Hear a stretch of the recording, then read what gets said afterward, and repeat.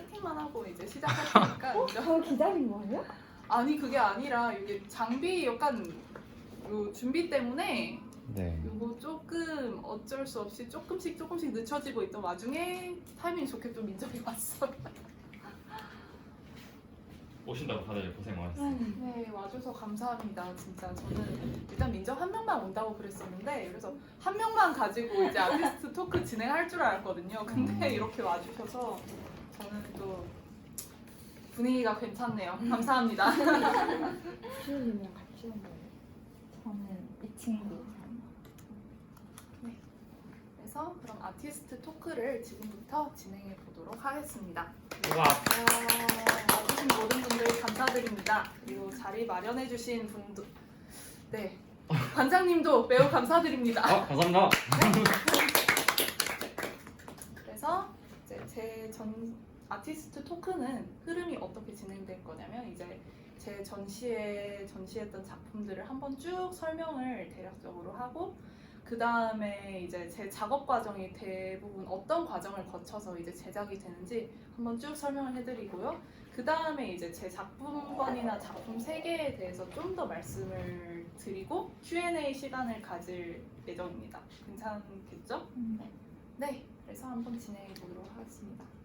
달과 여름밤의 춤, 이게 제 개인전 이번에 하는 전시회이고 아티스트 토크를 시작하도록 하겠습니다. 우선 바로 막 들어가면 좀 어색할 것 같아서 간단한 작가 소개를 좀 준비했는데요. 별건 없고요. 저는 이름은 허채은이고요. 그리고 현재 대학을 막 졸업했고요. 그리고 이번 달과 여름밤의 춤이 저희 첫 개인전입니다. 그리고 저는 고양이 2마리와 살면서 작업을 하고 있습니다. 부럽다. 네, 돈은 정말 없지만 고양이들 덕분에 행복한 순간이 많습니다. 그래서 작가 소개는 넘어가도록 하고 그래서 전시했던 작품 목록들을 쭉 이렇게 소개를 하고 설명을 하도록 하겠습니다. 네, 우선 이제 입구 쪽으로 들어가서 맨 처음에 들어갈 수 있는 방이 하나 있을 거예요. 그 방에는 이제 좀 새빨간 빛깔들의 그림들이 되게 많거든요. 그래서 그 방에 있는 그림부터 제가 설명을 드릴 텐데요. 맨 처음 저희와 눈이 마주치게 되는 그림이 이제 요 그림이죠. 요 그림의 제목은 네. 네, 메데이아는 이제 저 옆에 있는 그림이었고요. 네 맞아요. 화를 입다라는 그림이었는데 한글 제목이랑 영어 제목이 좀 달라요. 이 그림 같은 경우에는 한글 제목은 화를 입다 그리고 영어 제목은 Burn the Witch 그러니까 마녀를 불태워라 라는 제목이거든요. 그런데 이게 왜 화를 입다 또는 마녀를 불태워라 인지 제가 이제부터 설명을 드릴 텐데요.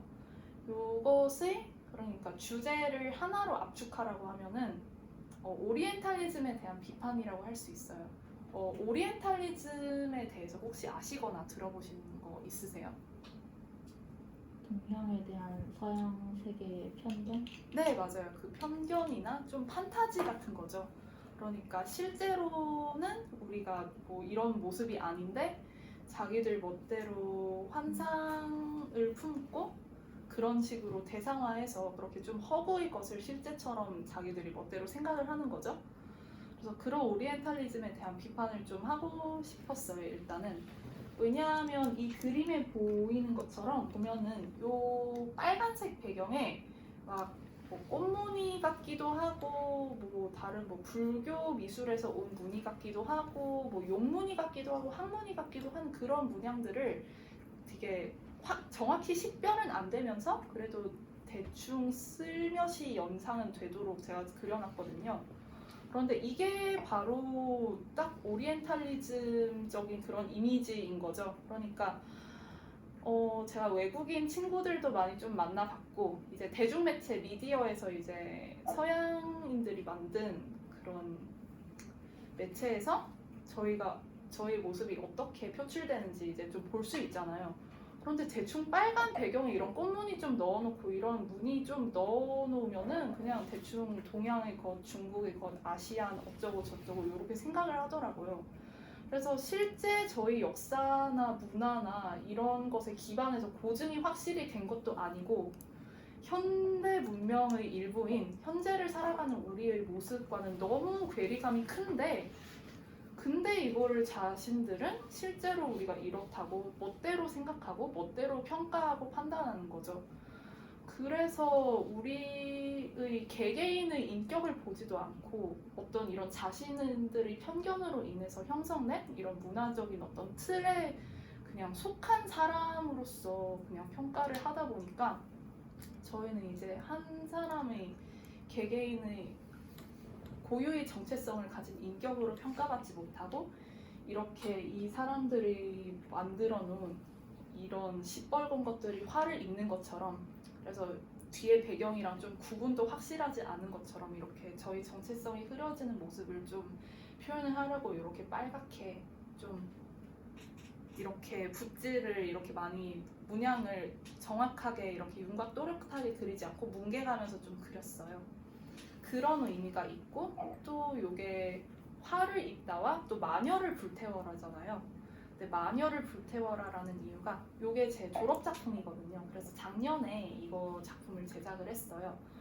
그런데 제작할 당시에 뉴스에 거의 매일 들리는 게 아시안 혐오 범죄 그게 거의 정말 하루도 빠짐없이 매일 들리는 것 같더라고요. 뭐 유튜브 뉴스를 켜든 인터넷 기사를 보든 뭐 딴 데를 보든 맨날 보이는 것 같아서 뭐 누구를 뭐 코로나의 원인이라면서 욕하면서 뭐 때렸다 죽였다 이런 뉴스들이 맨날 들리는데 뭐 화가 나더라고요. 저도 어쩔 수 없이 그래서 화가 나고 아니 자기들이 뭔데 이렇게 정확히 말해서는 우리가 원인도 아니고 인종이 그러니까 아시안이라는 인종이 이 병을 지금 펴뜨린 원인도 아니고 그리고 그 인종이라고 해서 중국인인 것도 아닌데 뭐 코로나를 퍼뜨린 더러운 중국인들 하면서 그런 끔찍한 범죄들을 저지르는 거니까 아 그러면 이런 생각이 들더라고요.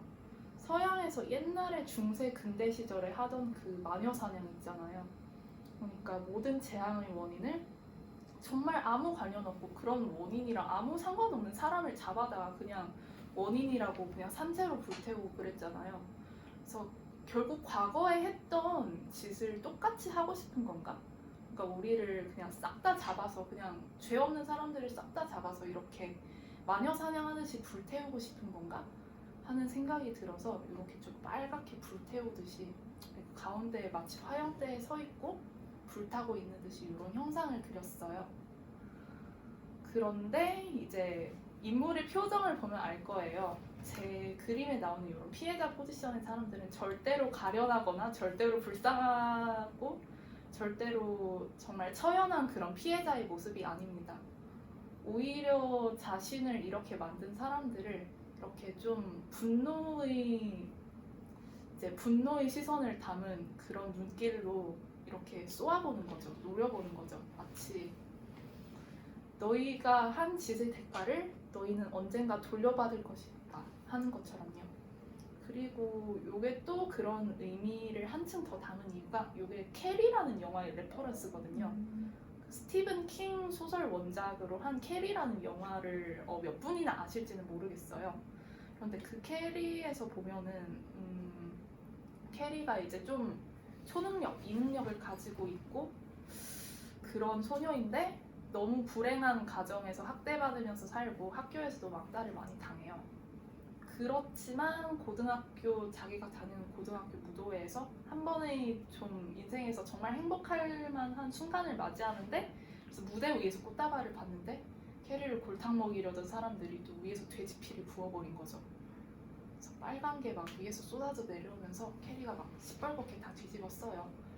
그러고서는 이제 복수심에 불타면서 자기 신의 이능력을 발휘해서 모든 사람들에게 복수를 하죠. 그래서 불타고 막 피 튀기고 막 아비규환이 되거든요. 평화로웠던 고등학교 무도회가. 그래서 그런 캐리처럼 이렇게 차라리 모든 것을 다 파멸시키고 복수를 하고 말지 절대로 가만히 있지는 않는 그런 모습을 표현을 하고 싶었습니다. 그래서 화를 입다는 그런 의미의 작품이었고요. 네, 여기까지 질문사항이나 다른 있을까요?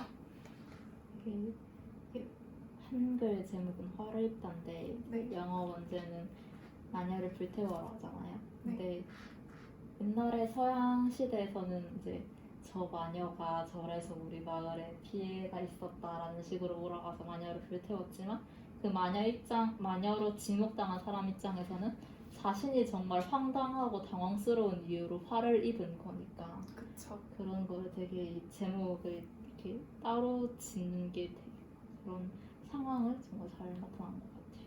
아, 네. 신경 썼는데 신경 써서 되게 제목을 지었는데 네. 이런 의미가 있었다니라고 재밌는 제목인 것 같아요.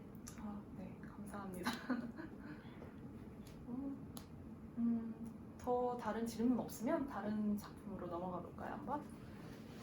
그래서 또 이 방에 있는 다른 작품들이에요. 이게 바로 메데이아 작품이죠. 그런데 보면은 메데이아라는 제목을 가진 작품이 두 개가 있어요. 보면은 요거는 제가 2020년에 처음 그린 작품이고 조금 조그맣게 그렸어요. 요거는. 근데 이거는 올해 다시 메데이아를 리메이크한 거거든요. 제가 여기서 좀 더 살리고 싶었던 느낌을 좀 더 큰 화면에 좀 더 제대로 표현을 해보고 싶다는 생각에서 리메이크를 했어요. 그래서 메데이아 서사를 잘 알고 계시는 분이 여기 계실까요, 혹시? 네, 어느 정도는 알고 계시는 분들도 계시지만 그래도 좀 설명을 더 할게요. 메데이아는 한 나라 그리스 로마 신화에서 나오는데 한 나라의 공주이자 제사장이었어요. 왜냐하면 엄청나게 뛰어난 마법 능력을 가지고 있었기 때문에 제사장이기까지 한 그러니까 엄청난 권위와 파워를 가지고 있는 거죠. 그런데 메데이아의 나라에 어떤 이아손이라는 왕자가 와서 그 나라의 귀중한 보물을 자기가 가져가야만 자기가 왕이 될 수 있대요. 근데 그 나라가 미쳤다고 그냥 그거를 이아손한테 내어주지는 않죠. 그렇지만 메데이아가 이아손에게 사랑에 빠졌기 때문에 그 보물을 손에 얻는 것을 도와줘요. 그리고 도와주면서 이제 당연히 자신의 왕국, 자신의 모든 것을 배신하죠. 아버지도 배신하고 동생도 자신의 손으로 죽이고 그리고 공주로서의 그 위치, 제사장으로서의 그 위치 그것도 다 버리고 가진 거 다 버리고 이아손을 따라서 타국으로 떠나요. 그래서 둘이 결혼을 하고 아이도 낳고 그래서 이아손이 이룬 것은 결국 모두 메데이아의 덕이라고 봐도 무방한 거죠, 사실. 그런데 이아손이 메데이아를 배신해버려요. 그렇게 다 해줬는데도 다른 나라의 공주와 결혼을 하겠다는 거예요. 그래서 자기는 진짜 정식으로 왕이 되겠다는 거예요. 그래서 메데이아는 이제 모든 것을 잃게 된 거죠. 그리고 사실 추방당할 위기에 처해지거든요, 메데이아가 그런 식으로. 그래서 이제 복수를 하는 거죠. 자신이 낳은 이아손의 아이를 자신의 손으로 죽입니다. 그리고 이아손이 결혼하려던 그 공주도 불타서 죽게 만듭니다. 그리고 그렇게 이아손의 모든 것을 빼앗아 간 후에 복수를 한 후에 이렇게 용이 이끄는 마차를 타고 떠났다고 해요. 그래서 이것은 그 용이 끄는 마차를 타고 떠나는 장면을 묘사한 거거든요. 그래서 이 당시에 메데이아의 그 심정은 어땠을까? 그 감정은 어땠을까? 그것을 많이 생각하면서 그걸 좀 담으려고 노력하면서 그린 작품이거든요. 그래서 복수를 마치고 떠나는 이 메데이아가 어떤 감정을 과연 느꼈을지는 제가 이런 감정을 느꼈을 것이다. 대충 이제 어느 정도 생각을 해놓고 그린 것도 있지만 어떤 감정을 정확히 느꼈을지는 이제 관객의 판단에 많이 맡기려고 제가 합니다. 그래서 정확히 설명을 많이 하지는 않아요. 이 메데이아가 당시 어떤 마음으로 이 마차를 몰고 있는지는. 네. 여러분들은 메데이아가 지금 어떻게 보이나요? 좌절한 것과 동시에 좀 허탈한 모습인 것 같아요. 네, 그럴 수도 있죠. 왜냐하면 복수를 한다고 해서 행복해질 위치가 아니니까요. 자기 자식을 자기 손으로 죽였는데 그리고 결국 자기한테 남은 건 하나도 없는 건데 그렇죠. 이렇게 많은 걸 쥐어줬는데 왜 너는 약간 이런 마음에서 좀 화도 나고 허탈하기도 하고 네, 화도 나고 허탈하고 좀 원망스럽기도 하고 저는 이런 생각도 했거든요. 오히려 처음부터 내가 이런 선택을 하지 않았다면 어땠을까라는 생각도 하지 않았을까. 네. 그래서 이 인물이 어떤 감정이 드는지는 또 다양하게 해석이 가능하겠죠. 관객에 또 따라서. 그래서 이렇게 메데이아에 대한 설명이었습니다. 더 질문거리나 감상을 말씀해 주시고 싶으신 분이 없으면 다른 작품으로 넘어가겠습니다. 그러면 그래서 그 빨간 작품들이 걸린 그 방에서 나와 보면은 딱 나오는 그 문 앞에 요 그림이 있어요. 요 그림은 폐허라는 작품이거든요. 근데 요 폐허는 어떻게 구상을 한 거냐면요. 아까 그 화를 입다, 그 마녀를 불태워라 그 그림이 있었잖아요. 그런데 거기서 이제 좀 생각이 연장됐어요. 모든 불은 타오르지만 꺼지기 마련이고 그 꺼진 다음에 새카맣게 탄 폐허가 남기 마련이죠. 그래서 그 폐허를 제가 그리려고 의도를 했거든요. 그래서 보면은 뭔가 좀 새카맣고 뭐 카오스처럼 이것저것 막 뒤섞여 있어요. 그리고 뭔가 생명의 흔적이 윗부분엔 없는 것 같은데 밑에 보면 또 식물 같은 게 조금씩 자라고 있거든요. 그래서 저는 이런 거를 표현하고 싶었던 거죠. 아무리 새카맣게 타서 폐허가 돼도 어떤 생명의 씨앗이나 희망이 아예 없지는 않은 폐허. 결국 시간은 지나고 살아갈 것들은 계속 살아가기 마련이니까. 그래서 그런 것을 표현을 하고 싶었습니다. 여기서 더 질문거리 있으면 해주시면 됩니다.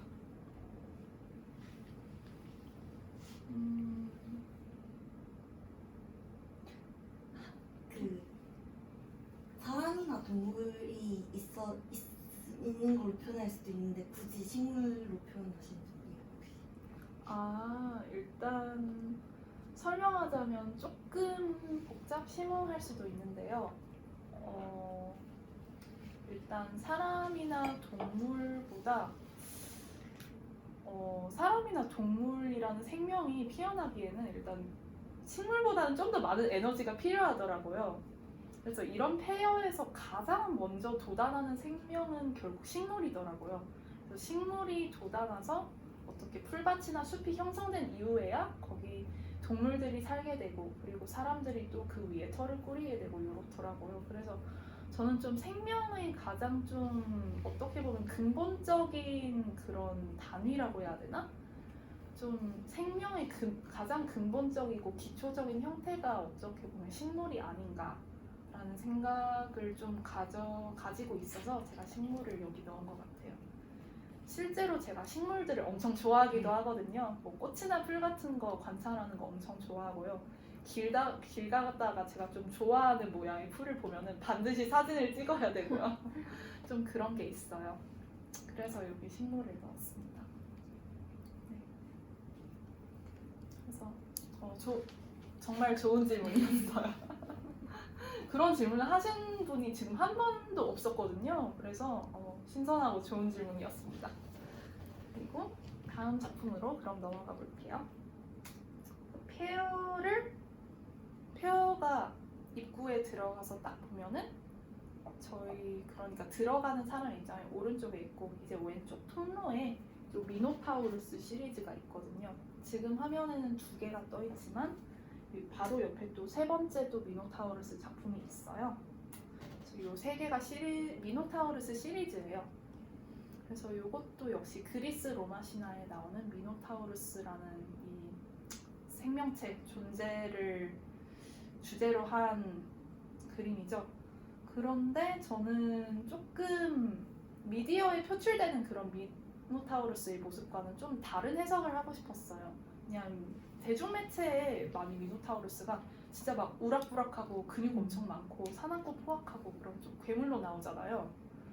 그런데 저는 그거는 미노타우루스를 죽인 사람들, 그러니까 미노타우루스도 그 테세우스 영웅서사에서 나오는 괴물이에요. 테세우스는 결국 미노타우루스라는 괴물을 무찌르고 왕이 된 영웅이거든요. 그래서 그 테세우스의 입장에서 쓰인 이야기지 아무래도 이 존재의 입장에서 쓰인 이야기는 아니기 때문에 그렇다면 이 존재의 입장에서 좀 이입을 해볼까라고 생각을 했어요.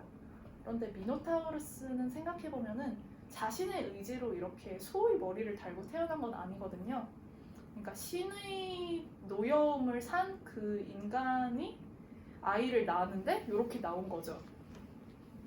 그래서 자기는 태어나봤는데 다른 사람들과 다르게 생겼고 소의 머리를 가졌고, 그런데 자기가 괴물이라면서 가둬야 된다는 거예요, 사람들이. 실제로 미노타우루스는 괴물이라고 이제 엄청나게 큰 미로, 그러니까 정말 크고 정말 복잡해서 나올 수도 없는 그런 햇빛도 잘 들지 않는 라비린토스라는 미로에 갇혀버리게 되거든요.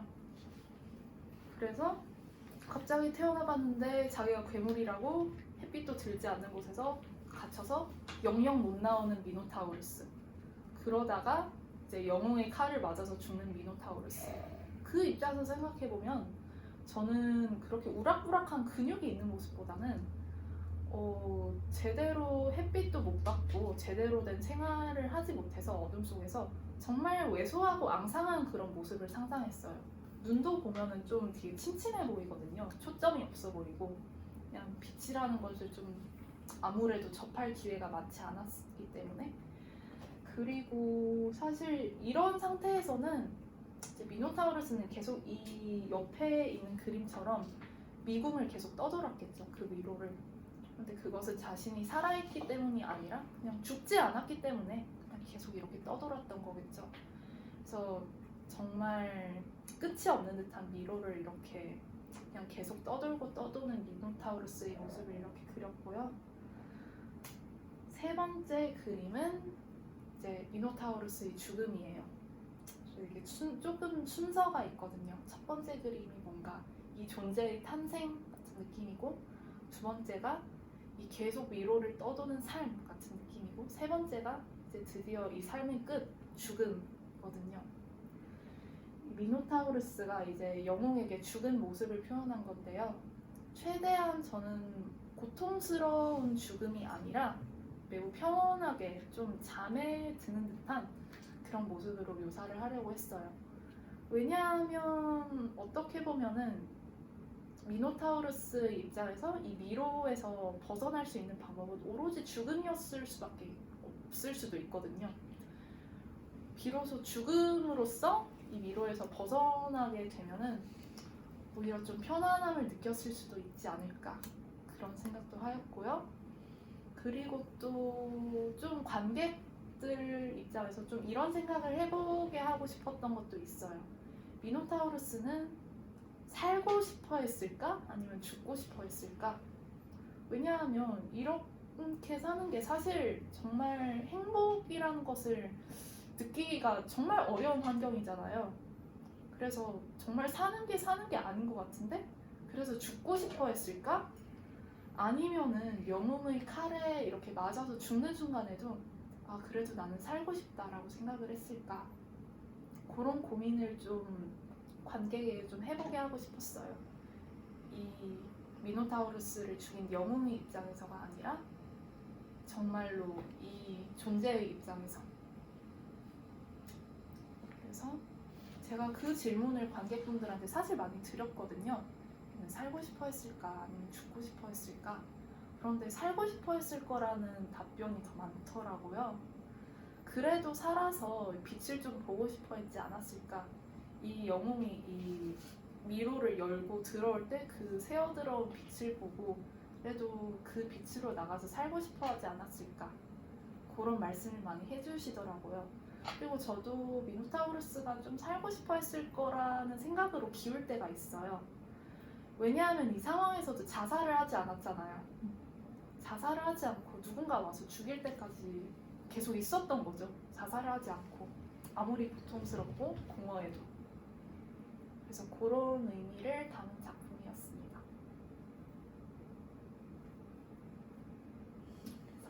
그래서 뭐 질문이나 말씀해 주시고 싶은 소감이 있으면 자유롭게 말씀해 주셔도 됩니다.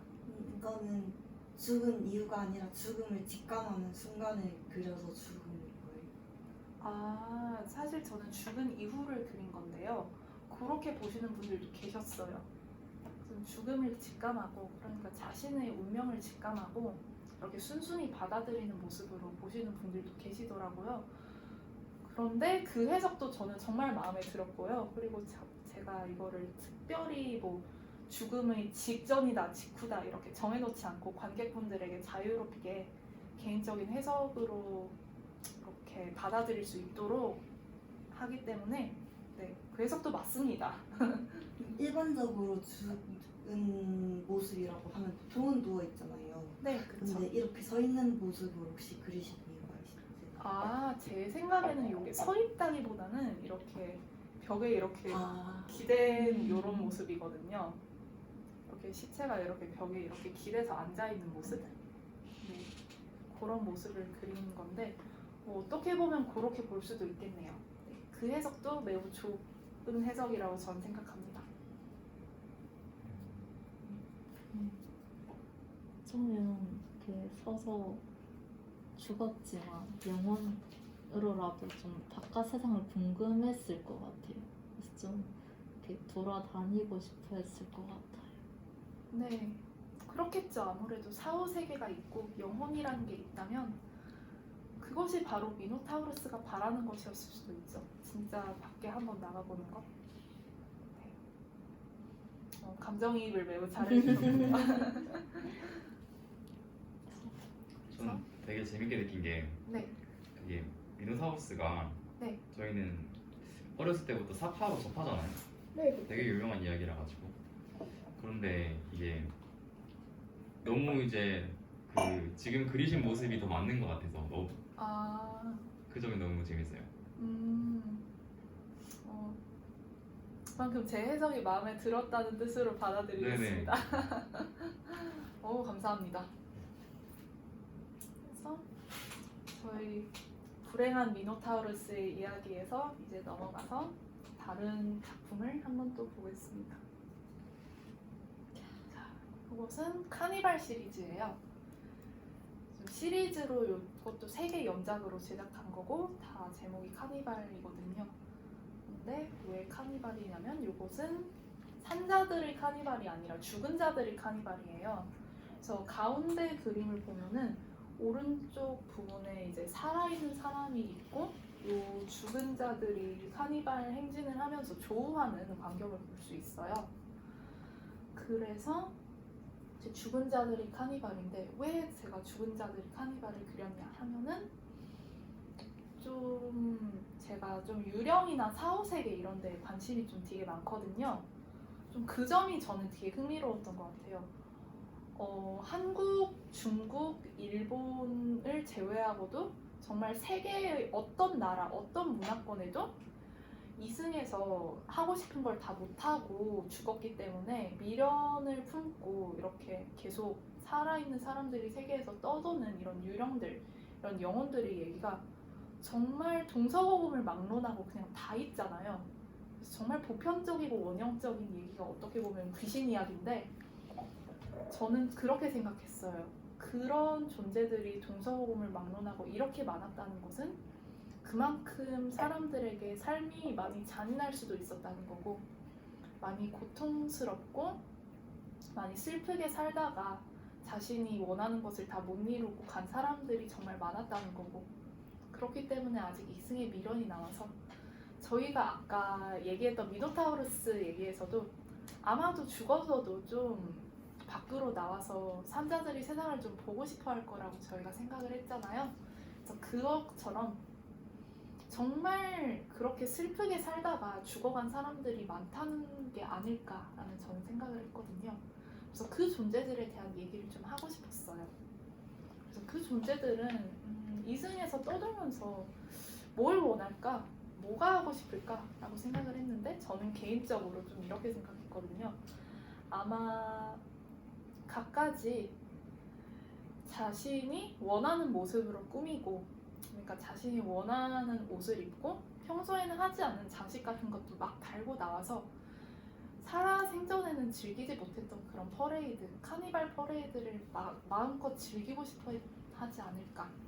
그런 의미에서 이 죽은 자들이 축제를 즐기면서 행진하는 모습을 그렸거든요.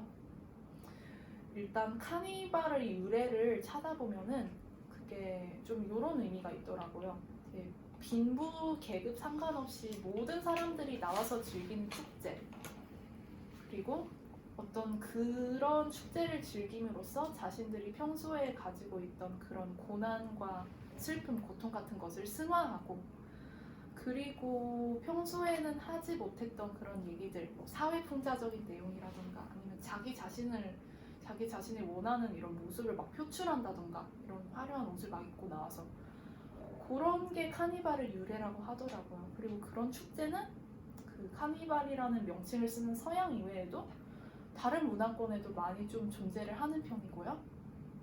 그래서 그런 죽은 자들의 카니발 축제를 그리고 싶어서 이렇게 시리즈를 제작을 했습니다. 그래서 모두 여기 있는 이 사람을 제외하고는 다 죽은 자들이거든요. 그런데 저는 또 요거는 또 관객의 해석에 맡겨요. 이 상자가 죽은 자들을 볼 수 있을까 없을까, 아니면 살짝 기운만 느낄 수 있는 걸까, 요건 또 관객의 해석에 제가 맡기기도 합니다. 저 아이가 어린 아이로 보이거든요, 저는. 네, 실제로 어린 아이를 그린 게 맞습니다. 왜 어린아이나 강아지 같은 짐승은 영원히 순수하기 때문에 귀신을 볼 수 있다고 하잖아요. 네, 그래서 저는 같이 어울려서 놀지 않았을까? 볼 수 있기도 하고. 네, 그 해석도 당연히 맞습니다. 저는 궁금한 게 저기 오른쪽에서 네, 되게 좀 뭔가 이렇게 바라보는 듯한, 그래서 되게 행복해 보이는 듯, 좀 뭔가 소원을 이룬 것 같은 그런 환희를 저는 보고 있는데, 무엇을 맞닥뜨려서 저렇게 환희를 할까? 또는 기뻐할까? 이게 좀 이게 그래서 궁금해요. 제가 이 작품을 저는 그릴 때 이런 생각을 하면서 이렇게 이미지를 좀 구성을 한 것 같아요. 그러니까 제가 그린 인물들이 결국 이승에서 자신이 원하는 것을 다 못 이루고 나왔기 때문에 결국 좀 자신만의 슬픔을 다 가진 존재들이잖아요. 그래서 이런 카니발 축제를 즐기는 행위를 통해서 뭔가 자신이 가지고 있던 그런 소망이나 아니면 자신이 깊이 가지고 있었던 슬픔이나 고통이나 그런 것들을 좀 승화시킨다는 그런 느낌으로 제가 이런 이미지를 그린 거예요.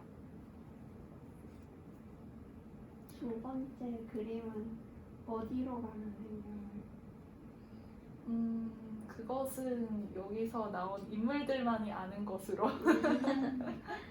네, 저도 사실 잘 모릅니다. 그것은 이 존재들이 어디로 가고 싶어 할지는 과연 사랑 과정에 따라서 다르긴 하겠죠. 그건. 그래서 그것도 관객의 해석에 많이 맡깁니다. 두 번째 그림에 그려져 있는 저건 나비인가요? 요거는 밤에 있기 때문에 나방입니다. 네, 나방이에요, 나방. 아무래도 이 시간에 나비가 날아다니는 일은 흔하진 않죠. 네.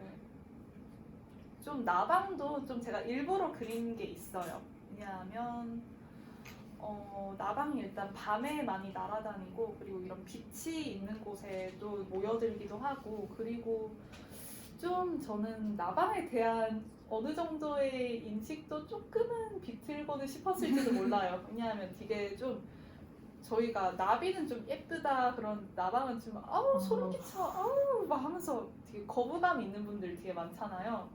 그런데 이 나방도 그냥 퍼레이드를 즐기는 그냥 한 명의 그냥 귀여운 곤충으로서 그냥 좀 친근하게 그리고 싶었던 의도도 있었을 거는 같아요. 첫 번째 그림은 인디언. 첫 번째 그림이요. 좀 되게 뭔가 인디언 같다. 약간 카니발 즐기는 유령보다는 좀 영매사 같다. 좀 이렇게 보시는 분들도 많은데요. 그걸 의도하고 그린 그림은 아닌데 좀 그렇다고 많이 하셔서 요거는 제가 위에 그냥 아예 좀 더 그려서 좀 더 영매사 같이 그려버릴까 라는 생각도 하고 있던 참이었습니다. 제 그림은 제가 맘대로 또 바꾸기도 하거든요. 또, 이게 더 좋을 것 같다 하면은 갑자기 막 전시 이후에도 막 수정하거나 그런 경우들이 있어서.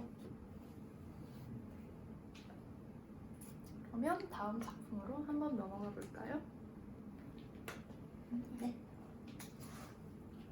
그래서 이거는 또 염원 시리즈예요. 염원 시리즈라서 요거는 또 방 안에 있는데 요건 또 방 밖에 있거든요. 약간 분위기 다른 작품들과의 조화를 위해서 그리고 오브제와의 조화를 위해서 위치는 그렇게 정했는데요. 요것도 시리즈죠. 일단 강강술래를 하고 있죠. 그리고 사람들이 복장을 보면 상당히 한국적인 색채도 강하죠. 그래서 요것은 이 한국적인 색채를 가진 인물들이 뭔가를 염원하는 것. 요것은 주제가 좀 이 땅에 살아온 여성들에 대한 얘기를 좀 하고 싶었던 것 같아요. 왜냐하면 일단 여성들이 인구의 절반이긴 하죠. 네, 남성 절반, 여성 절반 이건 당연한 거죠. 그렇지만 그에 비해서 그 사람들은 너무 역사에 기록된 바가 적고 그리고 실제로 훌륭한 인물들이 있었다고 해도 뭔가 여성이라는 이유로 좀 과소평가된 경우도 많고 그리고 공로가 있어도 되게 인정받지 못한 경우도 많고 그런 경우가 많다 보니까 네, 과거의 이들을 온전히 기억하기가 되게 쉽지가 않죠. 그렇지만 그런 쉽지 않은 과정을 거쳐서도 이 과거의 사람들은 살아남았고 그렇기 때문에 후손인 저희가 현재 존재하는 거고 그리고 미래의 또 후손들도 계속 살아갈 거죠. 그렇기 때문에 저는 이런 강강술래라는 뭔가를 염원하는 행위를 통해서 이것도 되게 어떻게 보면 원형적이고 보편적인 행위죠. 손을 잡고 도는 행위가 어느 문화권에나 동서고금 막론하고 존재하는 그래서 이런 것을 통해서 과거의 이 사람들을 기억하고 또 현재 살아남은 사람들을 축복하고 그리고 미래에 살아갈 사람들한테 좀 희망이 있기를 염원하는 그런 의미에서 작품을 제작을 했고요. 요 두 작품의 색채가 다른 이유는 요거는 좀 현실적인 느낌을 주고 싶었고 요건 좀 환상적인 그러니까 실제로 어떤 신적인 존재들이 이 염원에 응답하는 듯한 이런 느낌을 주기 위해서 이 작품을 제작했습니다.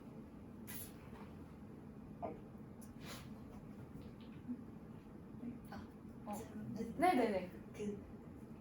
동그랗게 보통 강강술래를 하는데 네. 이게 반만 나온 이유가 혹시 있을까요? 그거는 별다른 이유는 없고요.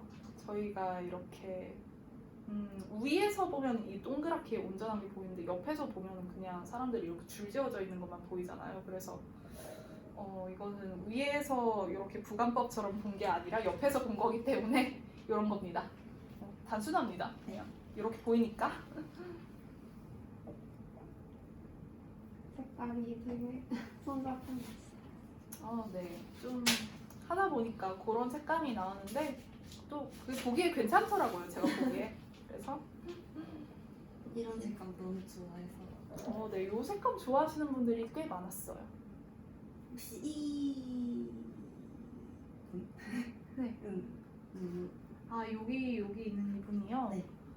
요거는 제가 이제 좀 민속신앙, 삼신할미 이런 거를 좀 표현하고 싶었는데 아니 그려진 민화나 자료가 뭐 별로 없더라고요. 그래서 이거 뭐 어떻게 그리지 하다가 그냥 뭐 옛날 사람들도 뭐 아무것도 없는 데에서 자기들이 그렸으니까 그걸 우리가 찾아보고 그리는 거겠지. 그럼 나도 좀 창조해보자 하고 네, 요건 그냥 제가 창조했습니다. 거의 삼신할미라고 부르지만 그래서 원형 이미지가 있진 않아요.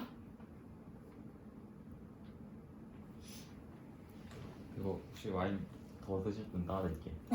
네, 저 조금 더. 술 더 드릴까요, 다른 거? 일단은 와인을 마셔보고 한번 얘기를 해볼까요? 예. 감사합니다. 더 쉬워지는 것 같아요. 뭐라고요? 맨정신보다 진부한 게 쉬운 것 같아요. 아 그래요? 소주를 그러면 막. 그렇군요. 아이고. 짠 한번 하고 그럼 다음 작품으로 넘어가면 좋겠네요. 네. 뭐야? 내 거 깼는데? 저런. 뭐 어쩌겠어요. 됐다. 저는 맥주 먹을래요. 다른 게 있나?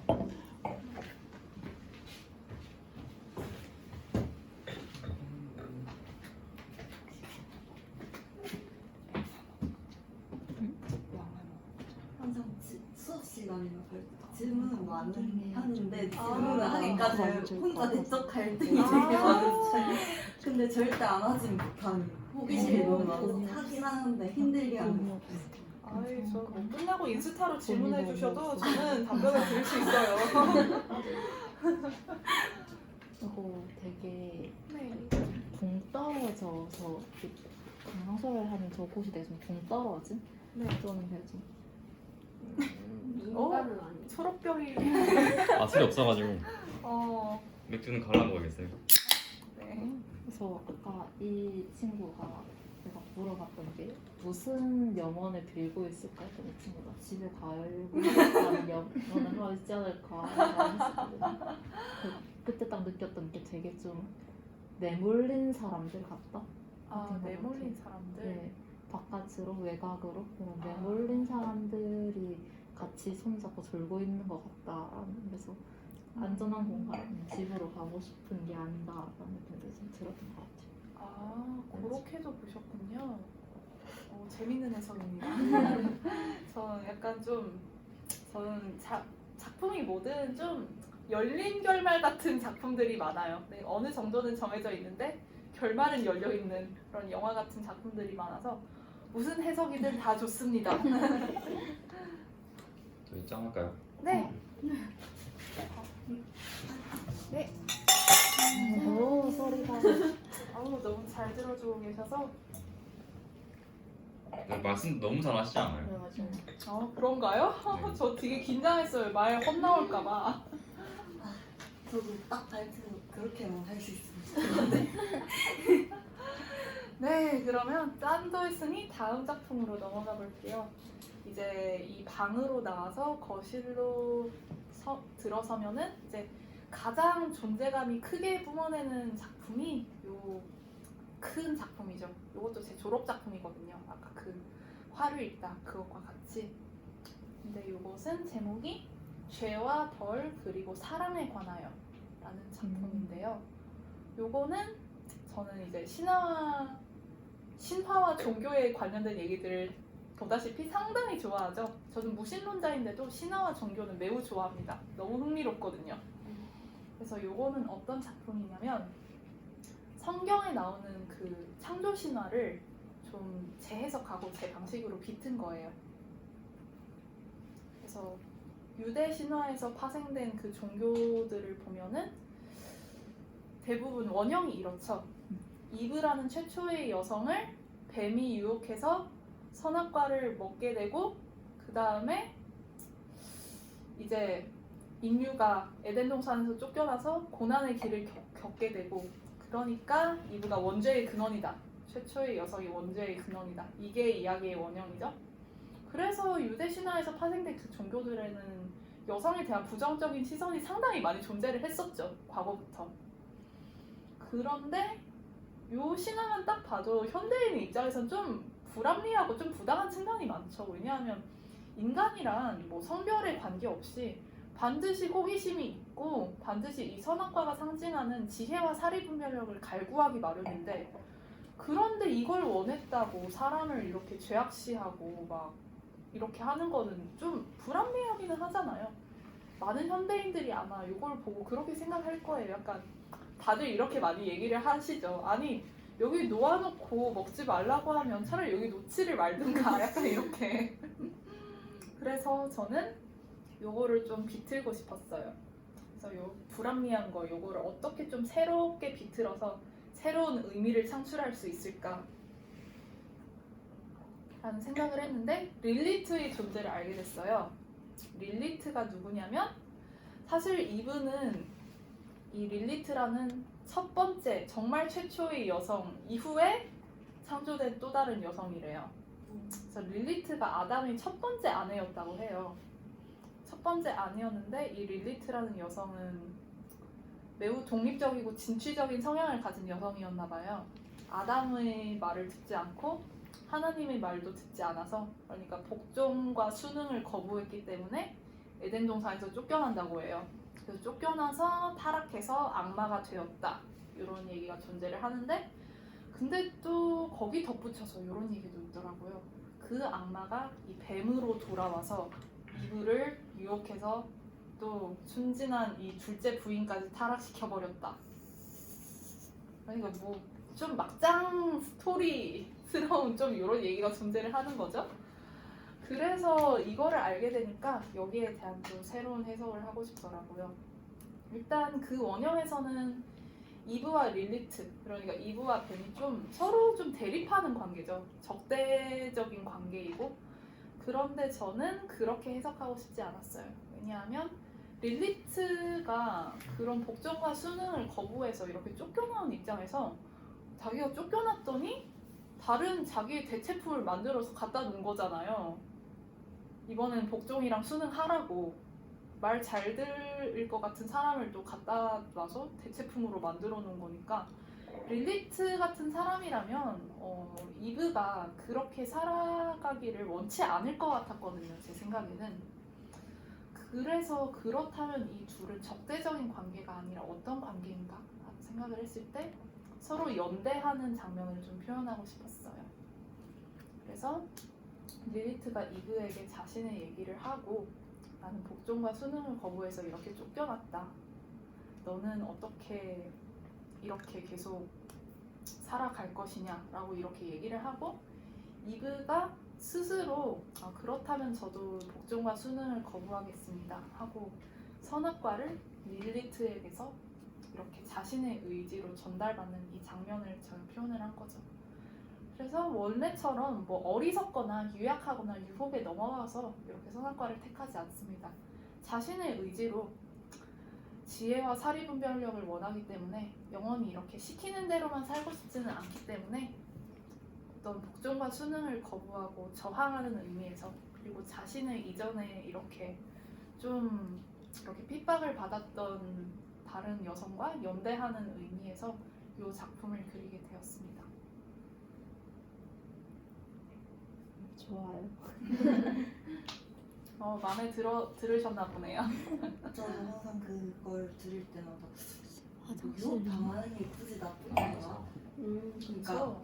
이쪽에 보면 철분 가시면 넘어가는 게 나쁜 건가 싶다고 시켜가지고 그러는 건데 자기가 안 넘어가겠다고 한 것도 아니고 약간 그래서 재밌는 것 같아요. 아, 네. 그 얼마 전에 탈무드에서는 선악과가 사과가 아니라 포도라고 하더라고요. 아, 네. 그 와인의 역사가 거기서 시작됐다. 그래서 아담과 이브가 선악과를 타했기 때문에 저희가 지금 술을 마실 수 있을 거 아닐까. 그런 얘기도 있군요. 아예 감사해야겠네요. 네.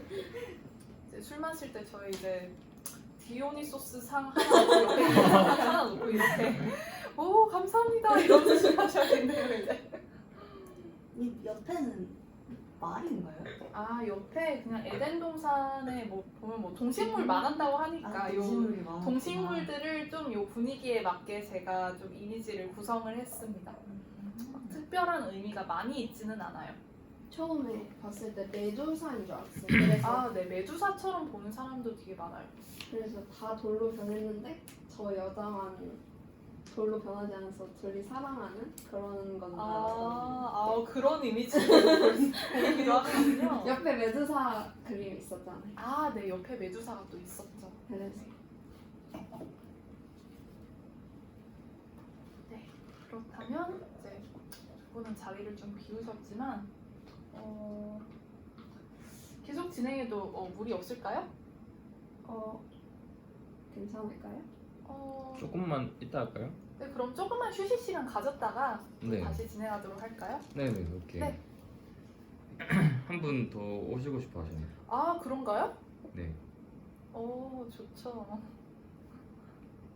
너무 재밌어요. 아이, 감사합니다. 아유, 감사합니다. 저 잘할 수 있을까 되게 긴장했는데. 너무 잘하시는데. 다행이에요. 저 오늘 진짜 점심 먹고 나서부터 어떡하지? 어떻게 말하지? 어떡하지? 하고 그때부터 뭔가 긴장이 되더라고요.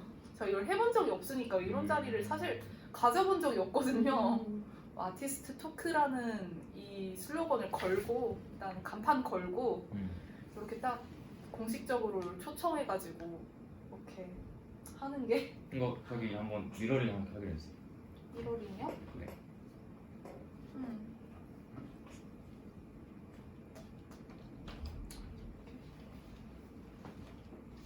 아, 저희는 휴식 시간을 좀 가지고 있었습니다. 네, 근데 오래 말했어요. 50분 동안 말하셨어요. 오. 목 안 아프세요? 네, 저는 안 아파요. 이게 좁은 곳에서 하니까 뭔가 크게 말해야 된다는 부담이 덜해서 목을 많이 안 쓰는 것 같아요. 그냥. 제가 궁금한 거 있어요. 네, 해주세요. 그 그리스 로마 신화 캐릭터 많이 그렸잖아요. 네, 저도 그리스 로마 신화 되게 좋아해가지고 네. 뭔가 그 중에 제일 뭔가 아픈 손가락 같은 인물이 있는지 그리고 큰 손가락 같은 또- 인물이요. 또 다뤄보고 싶은 캐릭터가 있는지.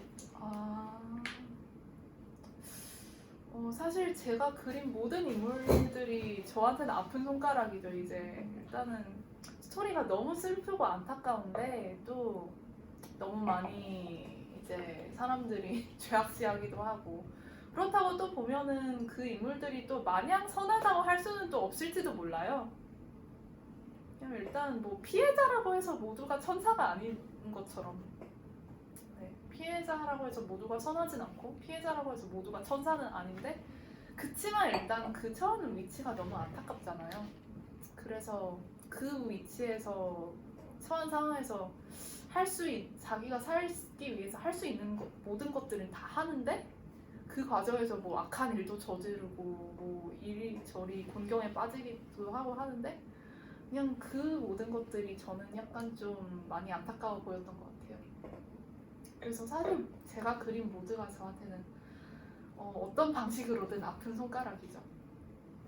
그리고 앞으로 작업해보고 싶은 인물들은 제가 많죠. 그리스 로마 신화는 정말 많은 작가들에게 정말 창작, 영감의 원천이니까요. 그래도 제가 제작한 거는 극히 일부에 불과하고 그래서 저는 이미 한 것들도 좀 연작을 또 해보고 싶은 생각도 있어요. 미노타우루스만 하더라도 3부작에서 뭔가 끝내려고 했는데 또 새로운 아이디어가 뭔가 떠오르는 것 같고 메두사만 해도 메두사 좀 더 그려보고 싶나라는 생각이 좀 들고 그리고 또 다른 인물로 치면은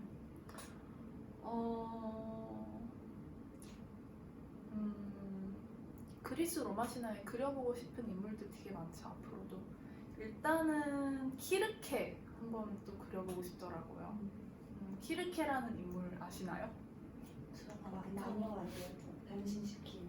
네, 맞아요. 키르케라는 마녀 그게 그리스 로마 신화에서는 이제 마법 능력을 타고난 여신이에요. 근데 마녀라고 많이 하죠. 그것도 그럴 게 좀 소문이 좀 무시무시해요. 섬에서 혼자 사는데 이제 섬에서 잠시 정박하러 온 선원들에게 맛있는 음식들을 대접하고는 막 맛있게 먹고 나서는 이제 그 선원들한테 무시무시한 주문을 외워서 돼지로 변신시킨다고 네, 그런 좀 무시무시한 소문을 가진 마녀더라고요. 그래서 이거는 그냥 심시정이어서 하는 질문인데 네. 그 색감이 되게 번지듯이 그린 색감이 많으신 것 같아요. 안녕하세요. 반갑습니다. 네, 맞아요. 근데 이게 그냥 진짜 궁금해서 그런데 보통 이렇게 닦으면 뚝뚝 끊기던데 이렇게 번지듯이 하는 게 어떻게 하는 건지 궁금해요. 제가 그림을 그릴 때 일단 윤곽선을 좀 흐리게 이렇게 좀 하는 걸 좋아해요. 좀 안개에 쌓인 듯하게 그렇게 하는 걸 좋아하는 게 이유를 딱히 설명은 못 하겠어요. 그런데 저는 윤곽선이 너무 이렇게 딱 맞아요. 칼로 잘린 듯이 이렇게 돼 있으면 뭔가 뭉개고 싶어요. 그래서 뭉개고 싶어요. 그래서 제 취향인 것 같아요. 개인적인 취향. 그래서 윤곽선을 딱딱 이렇게 그리지는 못하겠고 반드시 이거를 좀 이렇게 안개에 쌓인 듯이 이렇게 좀 루즈하게 이렇게 해야 좀 직성이 풀리더라고요. 그리고 그렇게 하는 게 사실 제가 그리는 그 소재들이랑도 좀 맞는 것 같아요. 제가 좀 완전 추상화를 그리진 않지만 현실에서 좀 벗어난 판타지적인 그런 주제를 많이 그리다 보니까 좀 그런 것보다는 이렇게 좀 안개, 오라 그런 게 좀 있는 듯한 좀 그런 분위기가 어울리는 것 같기도 해요. 다들 신비로워 보여요. 네, 좀 그런 것들이 또 취향입니다. 다른 작가분들 작품도 좀 신비롭고 좀 몽환적인 것 좀 좋아해요. 그래서 저희 휴식 시간 좀 가지고 있었거든요. 그래서 네, 네. 또 새로운 분들 또 오셨으니까 네, 만나서 반갑습니다. 맞습니다. 감사합니다. 저번에 좋다고 했었던 작품 넘어졌어요. 네, 방송 봤어요. 봤어요? 시작할 때부터 봤는데 제가 아유, 감사합니다. 보시고 바로 달려왔어요. 그런가요? 영광입니다. 짝꿍관이 너무 마음에 들어서 감사합니다. 아이고 여기 이분들 여기 다 너무 저를 좋아해 주셔서 제가 너무 영광이에요. 작업 소재가 떨어져서 저 작업 안 되고 있었는데 작가분이신가 봐요. 네, 9월달 여기 전시 응원합니다. 네. 건승 건투를 바랍니다. 어쨌든 네. 그래서 요거 설명 다 일단 드렸는데 요거 더 질문거리 있으면 받고 넘어가도록 할게요. 그냥 너무 좋아요. 이 작품 그죠? 해설이 너무 좋아요. 요거 제가 이 신화에 새롭게 부여한 의미가 정말 마음에 드나 봐요. 네. 연대와 저항. 좋죠. 그리고 그러면 다음 작품으로 넘어가 봐도 될 것 같네요. 요것도 그 아까 그 전의 작품 죄와 벌 사랑에 관하여와 시리즈예요. 그래서 요거는 이 두 인물이 아까 나왔던 그 두 인물이거든요. 근데 요거는 제목이 낙원과 두 여인인데 낙원에 한때 살았던 두 여인들이 만나서 이제 서로 대화를 하는 모습을 그린 거죠. 그래서 같이 앉아서 뭔가 교감을 나누고 있는데 이 작품에서는 좀 둘이 확실히 어떤 유대감이나 교감을 형성하는 그런 풍경으로 보이도록 좀 애를 쓴 것 같아요. 그래서 좀 그 시리즈에 속한 같은 시리즈에 속한 작품과 좀 차이점이 있다면 최대한 이브와 릴리트를 좀 비슷해 보이게 그리려고 노력을 했어요. 전 작품에 비해서. 전 작품에서는 좀 두 인물의 대비가 좀 확연하게 드러나게 하려고 했었거든요. 그런데 여기서도 어느 정도 대비는 되지만 약간 좀 난색과 한색의 대비 좀 이런 거는 되지만 결국 이 두 사람은 좀 같은 처지에 처한 사람들이잖아요. 결국 복종과 순응을 요구받고 그리고 거기에 맞춰서 살아가느냐 아니면 거기에 맞서 저항하느냐 그것을 선택해야 되는 상황이고 결국 동병상련의 입장이라고 할 수 있기 때문에 그런 같은 처지의 사람들이 서로 공감하고 서로를 이해하는 그런 과정을 그리고 싶어서 이렇게 좀 몸집도 비슷하게 좀 표정이나 분위기나 좀 공유하는 좀 그런 감정이나 표정 같은 것도 좀 비슷하게 그리려고 좀 애를 썼습니다. 저 둘이 이제 저는 앞서 폐허였던 그 공간 있잖아요. 폐허라는 제목을 달고 있던 그 공간. 네. 그 공간이 저기라고 생각을 해가지고 네. 폐허였던 곳에서 두 여인이 만났기 때문에 저것이 곧 낙원이다라고 생각을 했었거든요. 그건 저도 하지 못한 생각이에요. 근데 너무 좋은 해석이네요.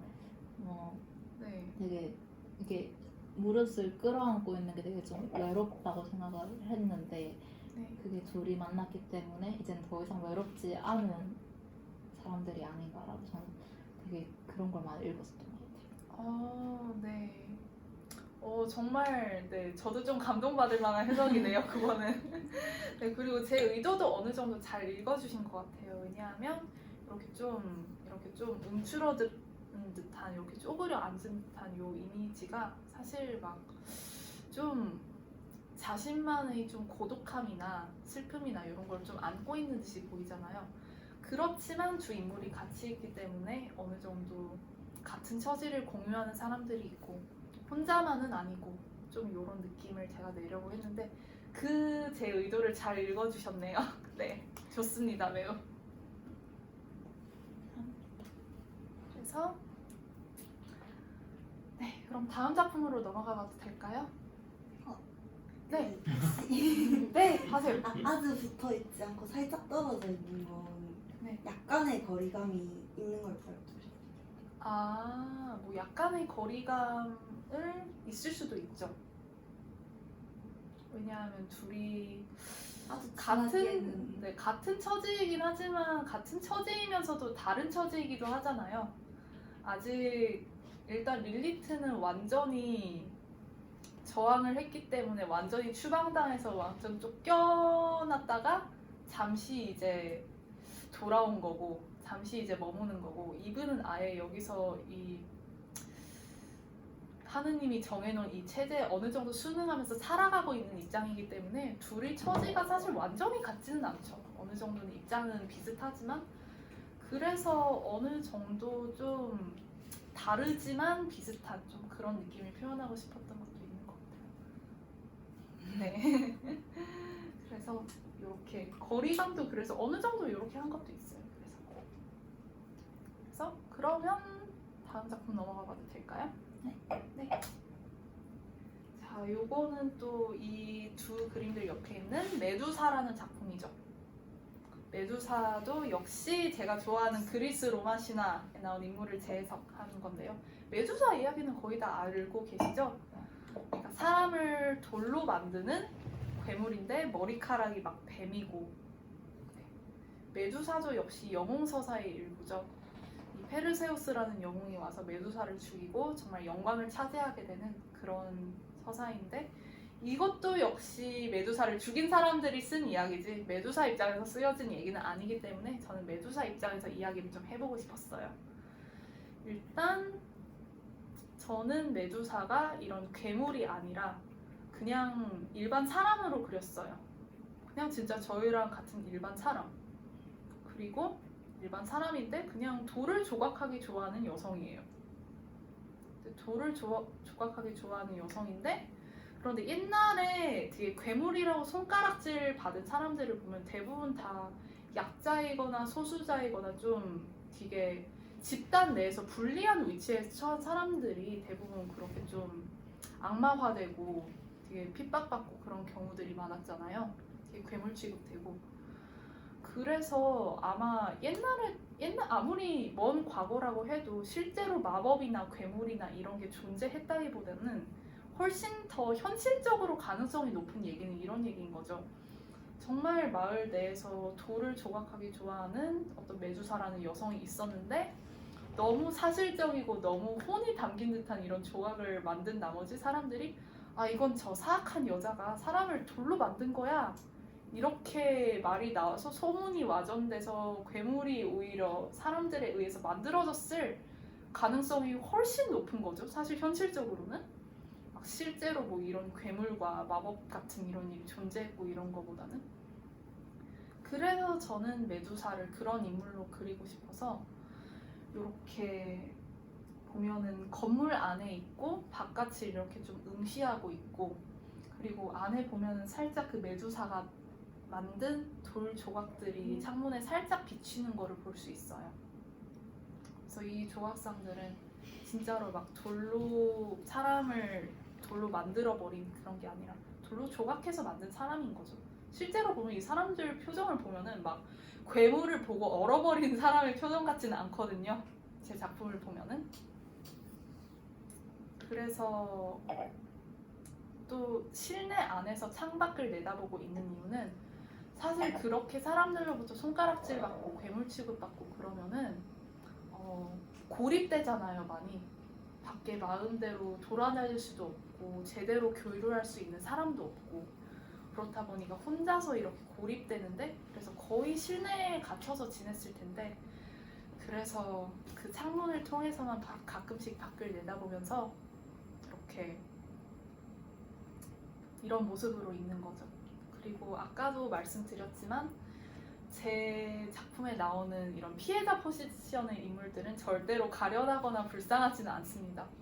오히려 자신을 이렇게 만든 사람들을 죽일 듯이 이렇게 원망과 분노를 담은 눈길로 노려보겠죠. 오히려 분노를 담은 눈길로 이렇게 노려보는 이런 모습을 그렸는데요. 이건 좀 딴 얘기긴 하고 작품이랑은 직접적인 관련은 없는 얘기인데요. 좀 요거를 작업하면서 실제 카미유 클로델이라는 인물을 실존했던 인물을 많이 떠올렸어요. 저는 그 카미유 클로델은 사실 아시는 분이 많지는 않더라고요. 여기서 아시는 분 계세요 혹시? 아, 네, 민정은 좀 알고 있는가 봐요. 근데 잘 알려지지 않은 게 그 로댕에 비해서 너무 잘 알려지지 않았다는 게 참 안타까운 인물이거든요. 왜냐하면 로댕은 다들 아는데 카미유 클로델은 로댕의 제자였는데 엄청나게 천부적인 재능을 가지고 있었다고 해요. 그리고 일단 매우 아름다웠다고도 전하고요. 뭐 이거는 그렇긴 한데 로댕이 그래서 카미유 클로델을 제자로 뒀는데 또 이 사람한테 욕망을 품었기 때문에 이 제자와 불륜을 합니다. 결혼을 뭐 배우자 파트너 그런 게 있는데도 불륜을 합니다. 그래서 그 연인 관계를 유지를 하면서 로댕이 카미유 클로델의 아이디어를 많이 뭐 표절도 했다고도 하고 뭐 많이 뺏어왔다고도 하고 그리고 또 불륜 관계이기 때문에 사람들이 시선이 너무 좋지 않아요. 그런데 그런 와중에 또 자신은 배우자와 이 불륜 관계 둘 다 원하기 때문에 일단 클로델한테 상처도 너무 많이 줬어요. 근데 또 사람들 시선은 또 안 좋아질 대로 안 좋아지고 그래서 너무 큰 데미지를 입혔거든요. 클로델한테. 그래서 근데 또 둘의 최후는 또 극명한 둘이 어떻게 삶의 마지막을 맞이했는지는 너무 극명하게 갈리죠. 로댕은 모든 명성을 차지했는데 클로델은 미친 여자라고 취급을 받아서 정신병원에 갇혀버려요. 그리고 30년 동안 거기 갇혀있다가 그냥 못 나오고 죽어요. 그렇게 죽기 때문에 저는 오히려 좀 클로델과 메두사의 모습이 좀 많이 겹쳐 보였던 것 같아요. 그러니까 조각에 재능이 있는 그런 뛰어난 여성인데 그런 미친 여자, 어떻게 보면 괴물, 감금당해야 될 존재 취급을 받아서 이렇게 실내에 갇혀서 창문으로밖에 밖을 응시할 수밖에 없는, 그래서 자신의 재능을 온전히 펼치지 못하다가 죽은 그런 존재가 아니었을까, 그런 생각을 많이 하면서 작품을 한 것 같습니다. 네. 질문이나 소감은 자유롭게 말씀해 주세요.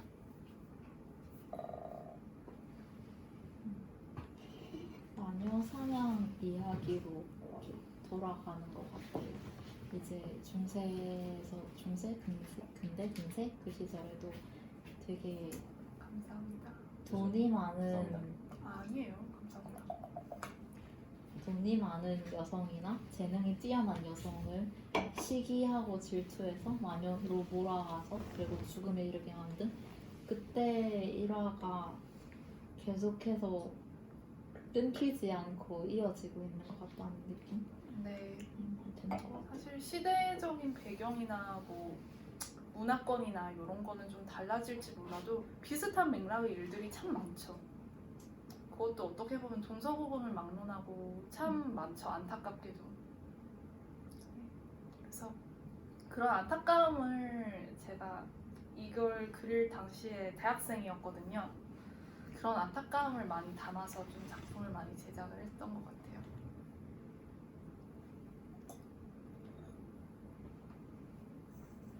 그래서 다음 작품으로 그러면 넘어가 봐도 될까요?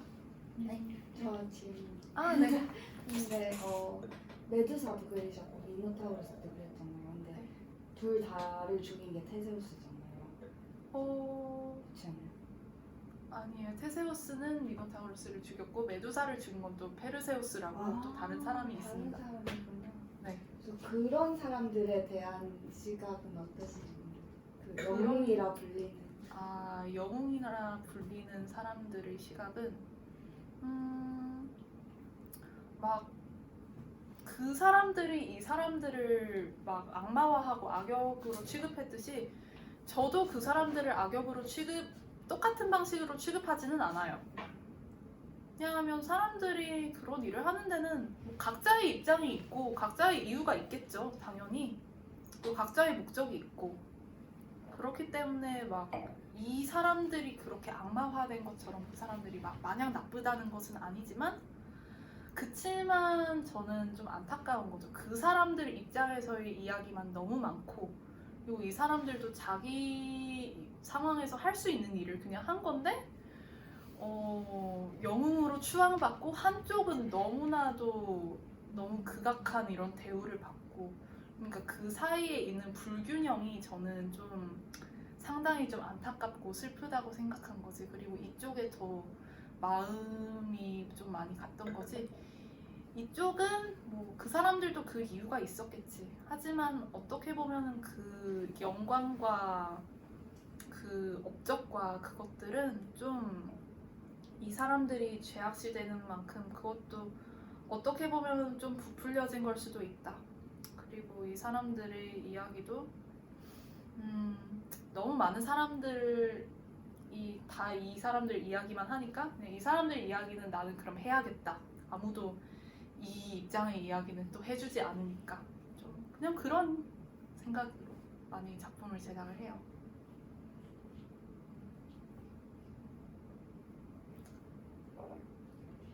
그림으로 선택하는 사람들의 네. 혹시 기준이 있나요?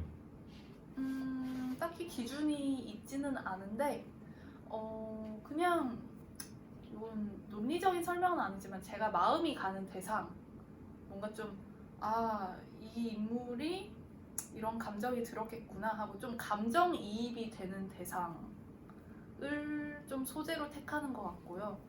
그런데 그 소재로 택하는 인물들이 좀 되게 이런 신화에서 악마화된 그러니까 악역 포지션인 경우가 많고 따라서 좀 약자나 소수자를 기반으로 했을 것 같은 그런 경우들이 많고 그래서 그런 경향성은 생긴 거죠. 내가 감정이입을 할 수 있는 대상 그런데 그 대상은 이런 경향성이 있다 라고 할 수는 있겠네요.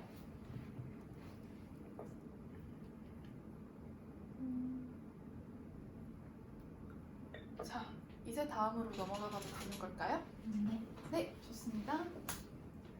네, 그래서 작품 설명은 다 했어요. 세부 각각 작품에 대한 개별적인 설명은 다 한 상태고요.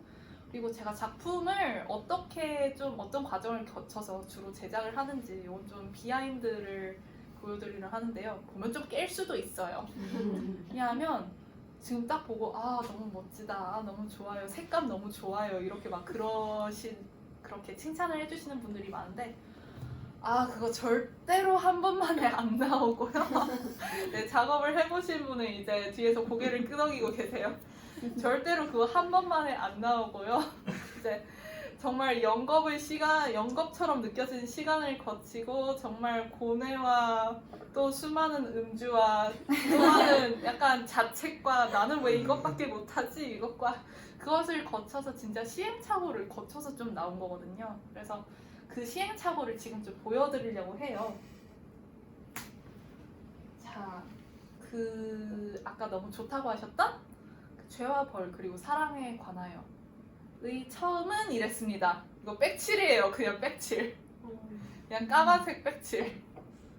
근데 이거 확대해서 보시고 싶으면 여기 이미지도 있어요. 뭔 네, 느낌인지 보시고 싶으면 알겠다. 말해주세요. 네? 뭔 느낌인지 알겠다. 네, 그냥 저는 그리고 유화 들어갈 때 많은 분들이 이제 그 프리즈마 유성 색연필로 스케치 하고 들어가시잖아요. 저는 안 하고 들어요. 저도 안 하고 들어가요. 네. 근데 하고 들어가시는 분들이 좀 안 하고 들어가시는 분들보다 많으시잖아요, 일단은. 구상이랑 반구상이랑 비구상 갈리니까. 네, 좀 갈리긴 한데 저는 부상인데도 안 하고 들어가요. 네, 그래서 저는 약간 안 하는 이유가 어차피 해봤자 나중에 다 바뀌더라고요. 네, 그래서 하는 의미가 너무 없는 것 같고. 에스키스 뜨시나요? 근데 에스키스는 대충 하기는 하는데 그것도 하는 와중에 에스키스가 계속 바뀌어요. 저 그것도 안 하고 바로 들어가서 뭔가 즉흥적이신 분이군요. 이분도 이야기가 많아서 다음에 9월에 아티스트 토크 진행하면 기회 되면 참여하겠습니다. 안 돼요. 오지 마요 제발. 아무튼 제가 이렇게 그냥 스케치도 안 하고 백치를 막 해놔요. 그러고서는 제가 그리고 싶은 형상들을 꾸물꾸물 그리기 시작해요. 그게 바로 이런 건데 정말 지금처럼 전혀 아름답지 않아요. 요 그냥 찡그린 사람 같고 그냥 여기서 근데 발전을 계속 시켜 나가는데 아예 시행착오를 계속 겪습니다. 그러다가 이제 내가 원하는 좀 풀조가리 이런 의도한 것들이 좀 출현을 하기 시작하고 그 다음에 계속 이렇게 이 릴리트 요 얼굴이나 그런 표정 같은 거를 분위기를 잡는데 엄청나게 많은 시간이 걸리고 엄청나게 시행착오가 많았거든요. 그래서 요렇게 했다가 좀 요 단계에서 그래도 지금에 가까운 좀 형상이 나왔어요. 그래도 항상 디테일이 문제야. 디테일. 네 맞아요. 아이디어를 하나 출연시키는 데까지도 엄청 시간이 오래 걸리는데 그래서 그 아이디어를 작품으로 이제 옮기는 데에는 이제 전쟁이죠. 그때부터 네 디테일과의 전쟁. 이 디테일이 없으면 작품이 완결되어 보이지가 않거든요. 절대로 완성처럼 보이지가 않아요.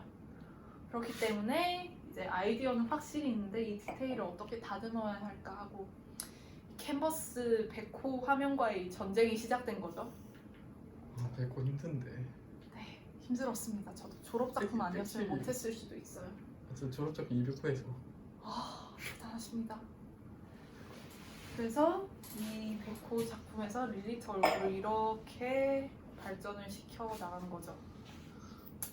수많은 붓질과 수많은 밤샘과 함께. 저 셀프를 어떻게 했어?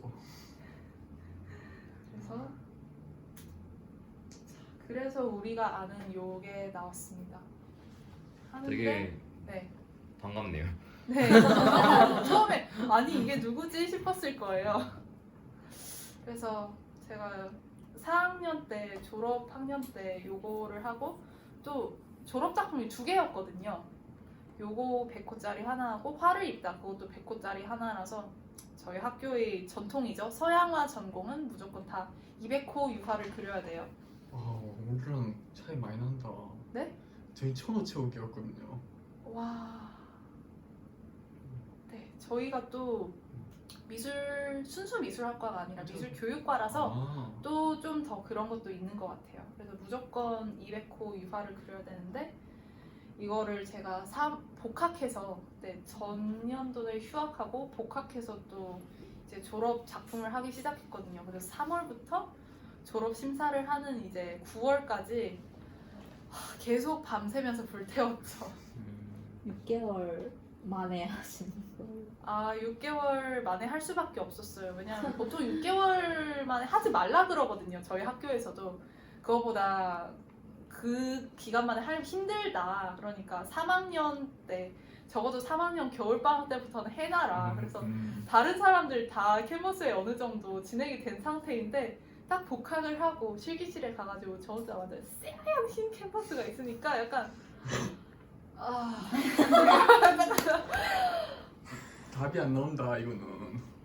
좀 이렇더라고요. 근데 그 상태에서 이제 저 백칠하고 막 이상한 형상 막 나오고 다른 사람들은 어느 정도 진행되었는데 저 혼자 막 이상한 그 아까 형상 그리고 있으니까 교수님이 이제 하지 말라고는 안 하시는데 이제 좀 걱정이 가득하신 표정으로 이제 보셨죠. 뭐가 나올까? 저게 네. 될까? 저게 나중에 어떻게 되려고 저러지? 좀 그런 표정이었는데 그래도 그거를 또 이렇게 읽어내다니 참 교수님 말씀으로는 이렇게 말씀하시더라고요. 진흙탕 속에서 그래도 꽃이 피었어요. 이렇게 또 표현을 하시더라고요 교수님께서. 그래서 저희가 아는 요 제작 비하인드가 이게 나오기 위해서 그 과정들을 거쳤습니다. 6개월 압축. 와. 그래서 제 작품 세계와 작품관을 좀 말씀을 드리자면 이때까지 좀 많이 설명을 드렸을 거예요. 아마도 그런 신화에서 나오는 존재들, 근데 그 중에서도 되게 핍박받고 좀 제대로 조명되지 못했던, 정체성이나 인격을 부여받지 못하고 그냥 무조건 죄악시되고 그냥 악마화됐던 그냥 그런 존재들에게 좀 내가 재해석해서 서사를 부여하고 그런 존재들 입장에서 감정을 이입을 해서 생각을 해보고 이런 작품들을 많이 한다는 것을 이미 많이 알고 계셨을 텐데 요 전시 개관을 보면은 좀 어떻게 제가 그런 작품들을 하게 됐는지 좀 많이 나와요. 보면은 좀 대략적으로 흐름을 요약을 해보면 이런 거죠. 이렇게 아무도 기억하지 않는, 아무도 기리지 않는, 아무도 그 목소리에 귀 기울이지 않는 존재들. 그러니까 이런 존재들이 있었는데 신화와 전설 속에, 그리고 과거에도 있고 현재도 그런 핍박받는 존재들이 있고 미래에도 그 후손들은 그렇게 살아갈 거고 그런 존재들이 있는데 세상에서 그 사람들을 부르는 이름들이 있죠. 카테고리, 꼬리표들이 있죠. 뭐 여성이든 이방인이든 약자, 소수자 뭐 이런 이름으로 부르죠.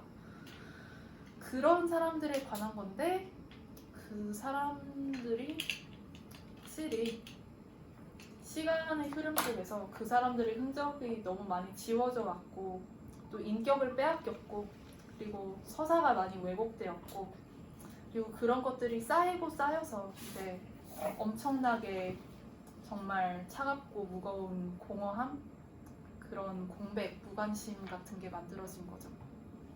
그래서 이 사실을, 이 존재들을 알게 되었을 때, 이 존재들의 입장에서 이게 얼마나 고통스러운 것인지 알게 되었을 때, 저도 좀 많이 힘들었거든요. 그걸 처음 알게 되었을 때.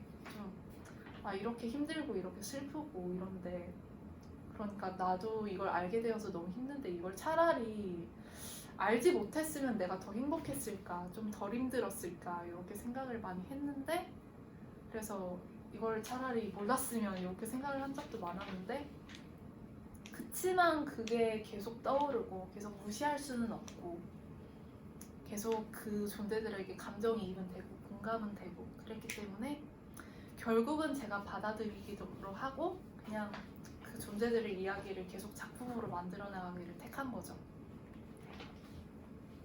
그래서 그런 과정들이 여기 이제 쭉 쓰여져 있고요. 저는 앞으로도 이런 존재들에 대한 작품을 계속 할 것 같아요. 그래서 여기에 나오지 않은 글을 좀 말씀드리자면요. 요거는 제가 생각하는, 그러니까 예술의 목적은 다양할 수 있죠. 물론 예술의 목적은 정말 다양할 수 있는데 제가 생각하는 제 작품의 목적은 이런 거란 거죠. 인스타그램에서 이거는 본 글귀거든요. 그러니까 여기 읽어보면은 The purpose of art is to comfort the disturbed and disturb the comforted 이렇게 돼 있는데 그러니까 이렇게 불안하고 불편한 이들을 편안하게 만들어주고 그러니까 위안을 주고 그러니까 이미 너무 편하고 위안을 얻은 사람들을 다시 불편하게 만드는 그런 게 예술이다. 어떻게 보면은 좀 의역하면 이렇게 되는 거죠. 상처받은 사람들에게 치유를 주고 또 아파하는 사람들한테 위로를 주고 그리고 이런 아픔을 못 겪어본 사람들한테는 이러한 아픔을 겪을 수 있도록 해주고 좀 그런 게 예술이란 거죠. 그래서 저는 좀 그 말의 취지에 많이 공감을 했던 것 같아요. 그렇기 때문에 내가 앞으로 해야 될 거는 좀 이런 것에 가깝지 않을까라는 생각을 많이 해서 수많은 예술가들에게 수많은 목적이 있겠지만 제 목적은 이것인 걸로 그래서 좀 이런 생각을 가지고 작품을 하고 있죠. 물론 제 작품을 그냥 한번 이렇게 전시회 와서 본다고 막 엄청나게 막 나의 세계관이 흔들린다든지 막 엄청난 뭐 갑자기 이 존재들의 아픔을 잘 공감하게 된다든지 내 그러니까 갑자기 엄청나게 막 불편함을 느끼면서 막 동요한다든지 이런 게 한 번만에 이루어지지 않을 수는 있죠. 그치만 아주 천천히 진짜 아주 조그만한 균열에 스며들어가듯 내 세계가 조금씩은 스며들어 갈 수 있게 하고 싶다. 진짜 뭐 큰 변화가 아니어도 좋다. 조금씩이라도 좋다. 그러니까 뭐든 좋으니까 내 작품들을 보러 오세요. 나는 이런 생각이었죠. 그래서 제 작품관은 이렇습니다. 그래서 이 이후에 Q&A 타임을 가지려고 했는데 이미 Q&A 좀 많이 한 것 같아서 뭐 작품관까지 다 들으시고도 이제 좀 더 뭐 물어보고 싶으신 점들이 있다면 얼마든지 말씀해 주셔서 좋을 것 같습니다.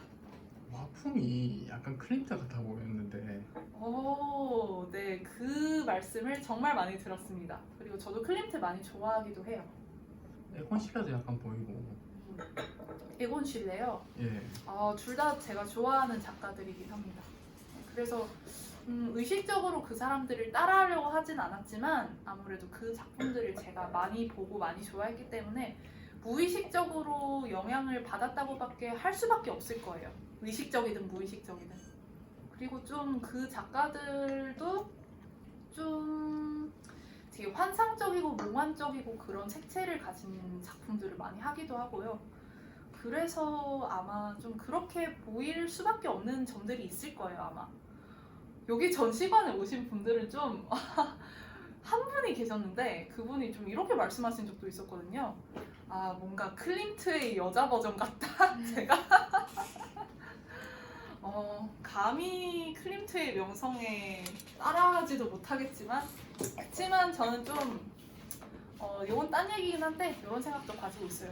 클림트가 가지고 있는 그 명성의 반만큼이라도 내가 가졌으면 좋겠다. 클림트만큼 뭐 세계적으로 막 추앙받고 그런 것까지는 아니더라도 진짜 반만큼만 그 반이라도 좋으니까. 클린트 원래 목적은 진짜 돈 벌어먹고 살기 위해서 그린 건데. 네, 그렇다고 들었죠. 그런데 작품은 일단 너무 좋더라고요. 제 취향에 너무 잘 맞아요. 그 화려한 금색, 네, 순금에 그 벽화 그 생명나무처럼. 네, 저도 그거 참 좋아하긴 한데 네. 한때 좋아했던 작가. 지금은 약간 지금 너무 화려해서 싫어. 지금 좀 취향이 바뀌셨군요. 질문. 엽서 사도 돼. 사라고 놓은 거예요? 지금 사가시라고 전시 놓은 기간이 거예요? 지났으니까 뭐 얼마든지 사도 됩니다. 어떻게 사주시면 좋습니다. 이따 내려가서 네. 고르시고 저한테 거기 계좌번호랑 네. 뭐 송금하는 방법 나와 있거든요. 그래서 자유롭게 해주시면 됩니다. 그 작품 전시할 때 보면은 뒤에 이렇게 뭐라 해야 되지? 커튼? 네, 커튼식으로 패브릭 포스터 같은 게 걸려 네. 있던데 저는 그게 우리 지금 신화는 그리스 로마 신화에서 유럽 세계의 소재들을 많이 사용하셨잖아요. 근데 이 패브릭 포스터는 서양의 느낌은 저는 아니라고 느꼈거든요. 그래서 이거를 같이 이렇게 오브제로 사용을 하신 이유가 있으신가요? 그렇게 막 복잡한 이유는 없어요. 사실 심오한 이유는 없고 그냥 분위기상 어울리는 것 같아서 제가 많이 달았고요. 그리고 그거 사실 패브릭 포스터 아니고 그냥 시장이나 마트에서 세일하는 스카프예요, 그거. 근데 그런 거 중에서 이제 제가 좀 패턴이 진짜 이건 마음에 든다. 다른 건 다 촌스러워 보이는데 이건 마음에 든다 싶은 것들이 있거든요. 그런 것들을 한 2, 3년 전부터 쫌쫌다리 많이 모았어요, 제가. 보면 무조건 사고 싶더라고요, 그냥. 그래서 시장에서 사장님 이거 얼마죠? 하고 그냥 사고. 그래서 모으다 보니까 근데 모은 것들이 집에 많이 있고 전시장이 오기 전에 요거 혹시 좀 쓸 수 있으면 써야지 하고 가져왔는데 아주 200% 활용해 먹은 것 같습니다. 좀 분위기랑 잘 어울리는 그런 것들도 많아서 그냥 분위기랑 잘 어울려서 걸어놨어요. 작품이랑. 오묘하고 좀 쓸쓸한, 조금은 쓸쓸한 그런 느낌이랑 되게 좀 잘 맞았던 것 같아요. 네. 스카프랑 오브제가. 그랬다면 제 의도가 매우 잘 통한 거라서 저는 기쁩니다. 맞아요. 이번에 오늘 한 분 더 여기 못 왔는데 네. 그분도 이게 훔쳐갈 거였다고 하더라고요. 너무 탐나서. 네. 아예 시장 같은데 좀 많이 돌아다녀 보라고 하세요. 시장에 뭐 엄청 많아요 그런 거. 근데 뭐 이게 잘 먹으시니까 네. 모아서 파시는 것도 괜찮을 것 같은데. 아 나한테 그런 천 있으면 바로 캔버스 짰더라. 어... 짜고 그 위에 다시 백칠해서 남는 부분은 쓰고 백칠하는데 다시 그리고. 아, 네. 제가 좀 팁을 드리자면 그런 것들 당장 요 부산진 시장 같은 요 시장 같은 곳에는 진짜 많고요. 그리고 보니까 범인력 지하에 보니까 좀 막 세일하는 뭐 몇 개 뭐 2개 5,000원 뭐 3개 뭐 5,000원 이런 것들 품목에 그런 스카프가 엄청 많이 포함되어 있거든요. 그래서 거기서 좀 보시고 마음에 드는 문양이 반드시 한 가지는 있어요. 그런데 뒤져보면은 그래서 그런 데를 자주 뒤져보시기를. 평화시장 싸요. 추천드립니다. 평화시장. 네? 평화시장이 제일 싸요. 아 평화시장 다음에 한번 가서 파밍을 막 해야겠습니다. 네. 초승달보다는 보름달을 좋아하시는 것 아 그거는 제가 좋아한다기보다는 되게 보름달이 뜨는 밤에 관련된 좀 그런 설화라든가 아니면 명절 같은 때도 다 보름달 뜨는 그런 데 다 하잖아요. 그래서 거기 얼굴 좀 원형적이고 보편적인 의미 같은 게 많다 보니까 제가 보름달을 많이 그래서 제 작품에도 그런 게 많이 등장하고 그래서 이 전시 제목도 뭘 할까 하다가 이제 달과 여름밤의 춤으로 정했습니다. 보는데 다 뭔가 보름달이 많이 보이더라고요. 초승달보다 그래서 네, 궁금했어요. 그렇죠. 아무래도 초승달이 뜨는 밤보다는 보름달이 뜨는 밤에 뭔가 일어난다고 하는 경우도 되게 많고 그래서 그런 의미입니다. 영적인 의미로 되게 엄청난 상징성만 가지고 있는 것 같아요. 늑대 인간서라도 그렇고. 아, 네 맞아요. 그래서 그래서 나비도 약간 그런 뜻인 줄 알았는데 나방일 줄 몰랐어요. 아, 나방. 팅커벨. 나방. 그 죄와 벌 그리고 사랑에서 네, 약간 동물들이 다 선악과를 보고 있는 걸까요? 동물들이 어느 정도 그 광경을 좀 지켜보고 있는 듯한 느낌으로 그리려고는 했어요. 왜냐하면 그 광경이 사실 좀 되게 굵직한 의미를 가진 광경이잖아요. 저희가 알고 있는 그 성경에서는 이게 약간 원죄의 근원이라고 부르지만 제가 그린 그 씬에서는 그러니까 두 사람이 그렇게 진정으로 연대하고 함께 저항을 이어나가는 그런 좀 되게 무게감이 있는 장면이잖아요. 그래서 그 장면을 마치 모두가 좀 이렇게 바라보고 있는 듯한 그런 느낌을 주기 위해서 좀 주변에 그런 것들을 많이 놓은 것 같습니다. 그런 구도로 좀 약간 둘러싼 듯한? 좀 경계하는 것 같아 보이기도 했어요. 저 음. 여성이 지혜와 사리분별 능력을 가지게 되는 걸 경계하는 느낌? 오히려 그것을 좀 두려워하는 네. 그런 해석도 좀 가능하긴 하겠네요. 네. 오 좋습니다. 이런 해석 좋아요. 그럼 그 선악과 자체에 있는 그 의미는 작가님은 뭐라고 생각하시나요? 선악과 자체에 있는 의미는 사실 이미 정해져 있다고는 생각해요. 그 성경에서 성경말 말고 본인이 생각하기에는 제가 생각하기에는요. 저도 근데 성경이랑 거의 좀 비슷하게 생각한 것 같아요. 지혜와 사리 분별력. 그러니까 우리 종교 모두가 철학에서 원하는. 보면 그게 선악과가 네. 과일의 의미가 아니고 어느 한 차원에 대한 그런 걸 먹으면 어느 한 차원의 주인이 된다 아, 이런 의미가 될 수 있거든요. 그러니까 네. 하나를 먹으면 신이 될 수도 있다. 네. 그래서 신이 먹지 말라 했다. 이런 의미가 될 수도 있어서 물어본 거예요. 아, 네. 저도 좀 비슷하게 생각을 한 것 같긴 해요. 이전에 없던 그런 지혜와 뛰어난 그런 능력을 얻으면은 이전과는 정말 이전으로는 돌아갈 수 없고 이전과는 확연히 다른 존재가 될 거니까요. 네. 그래서 저도 좀 비슷하게 생각은 하긴 한 것 같아요. 그 차원이라는 워딩까지는 떠올리지 않았지만 사과나무가 다차원계의 하나의 중심이고 하나의 차원이 하나의 열매가 되는 그걸 하나 먹음으로써 하나의 차원의 주인이 되고 곧 신이 되는 그런 해석도 있더라고요. 그런 해석이 존재했다면 확실히 신이 좀 두려워했을 만하네요. 인간이 자신과 동등한 위치가 되어버리지 않을까. 그렇다면 충분히. 그래서 에덴 동산에 쫓아낸 이유도 하나의 그 신이 될 수도 있다는 그 가능성을 지우기 위해서 그렇게 해석하는 종교학자도 있더라고요. 되게 재밌는 해석인 것 같네요. 확실히. 역시. 그리스 로마 신화 속의 신들이 되게 인간적이라고 칭해지잖아요. 그쵸? 질투도 느끼고 뭐 많은 감정을 느끼는. 그리고 네. 뭐 인간과 연애도 하고 결혼도 하고 서로 막 싸우기도 하고 뭐 별짓을 다 하죠 사실. 그냥.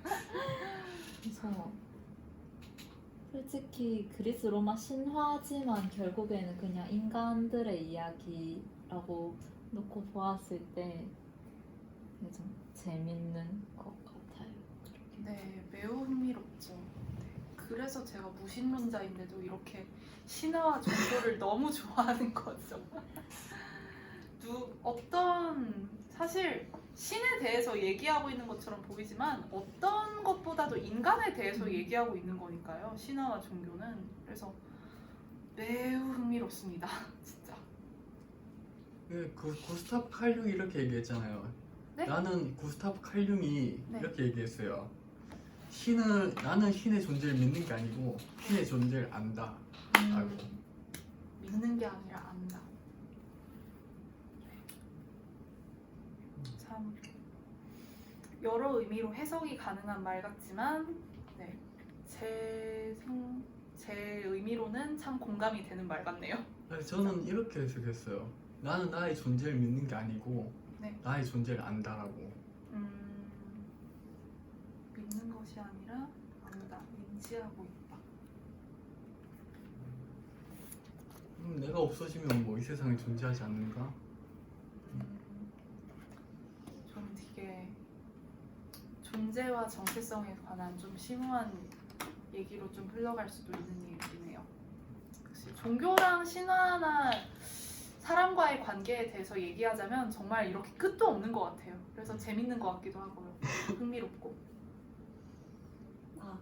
그 제작 과정 넣어주신 게 너무 재밌었어요. 왜냐면 아. 저는 그런 걸 알 기회가 없는데 네. 학교에서 그리는 건 보통 포스터를 그냥 지체와 이런 거만 하는데 유화가 수정이 가능하다고 듣기는 했는데 이제 저는 볼 기회가 없는데 이렇게 하나 보니까 너무 재밌었어요. 수정이 가능하다는 게 되게 재밌지 않아요? 맞아요. 그렇죠. 수채화 수정하면 완전 막 네, 그래서 저는 수채화를 못 그려요. 이렇게 시행착오가 그림에 너무 많기 때문에 수정을 할 수밖에 없기 때문에 수채화를 저 못 그립니다. 무조건 유화여야 돼요.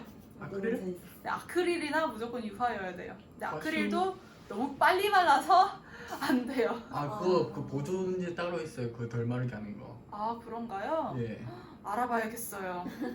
그 보존제 따로 있고 그 골든 거 쓰시면 뒤에 성분 표시표가 나와 있거든요. 그건 덜 마르게 하는 것도 있고 빨리 마르게 하는 것도 있어요.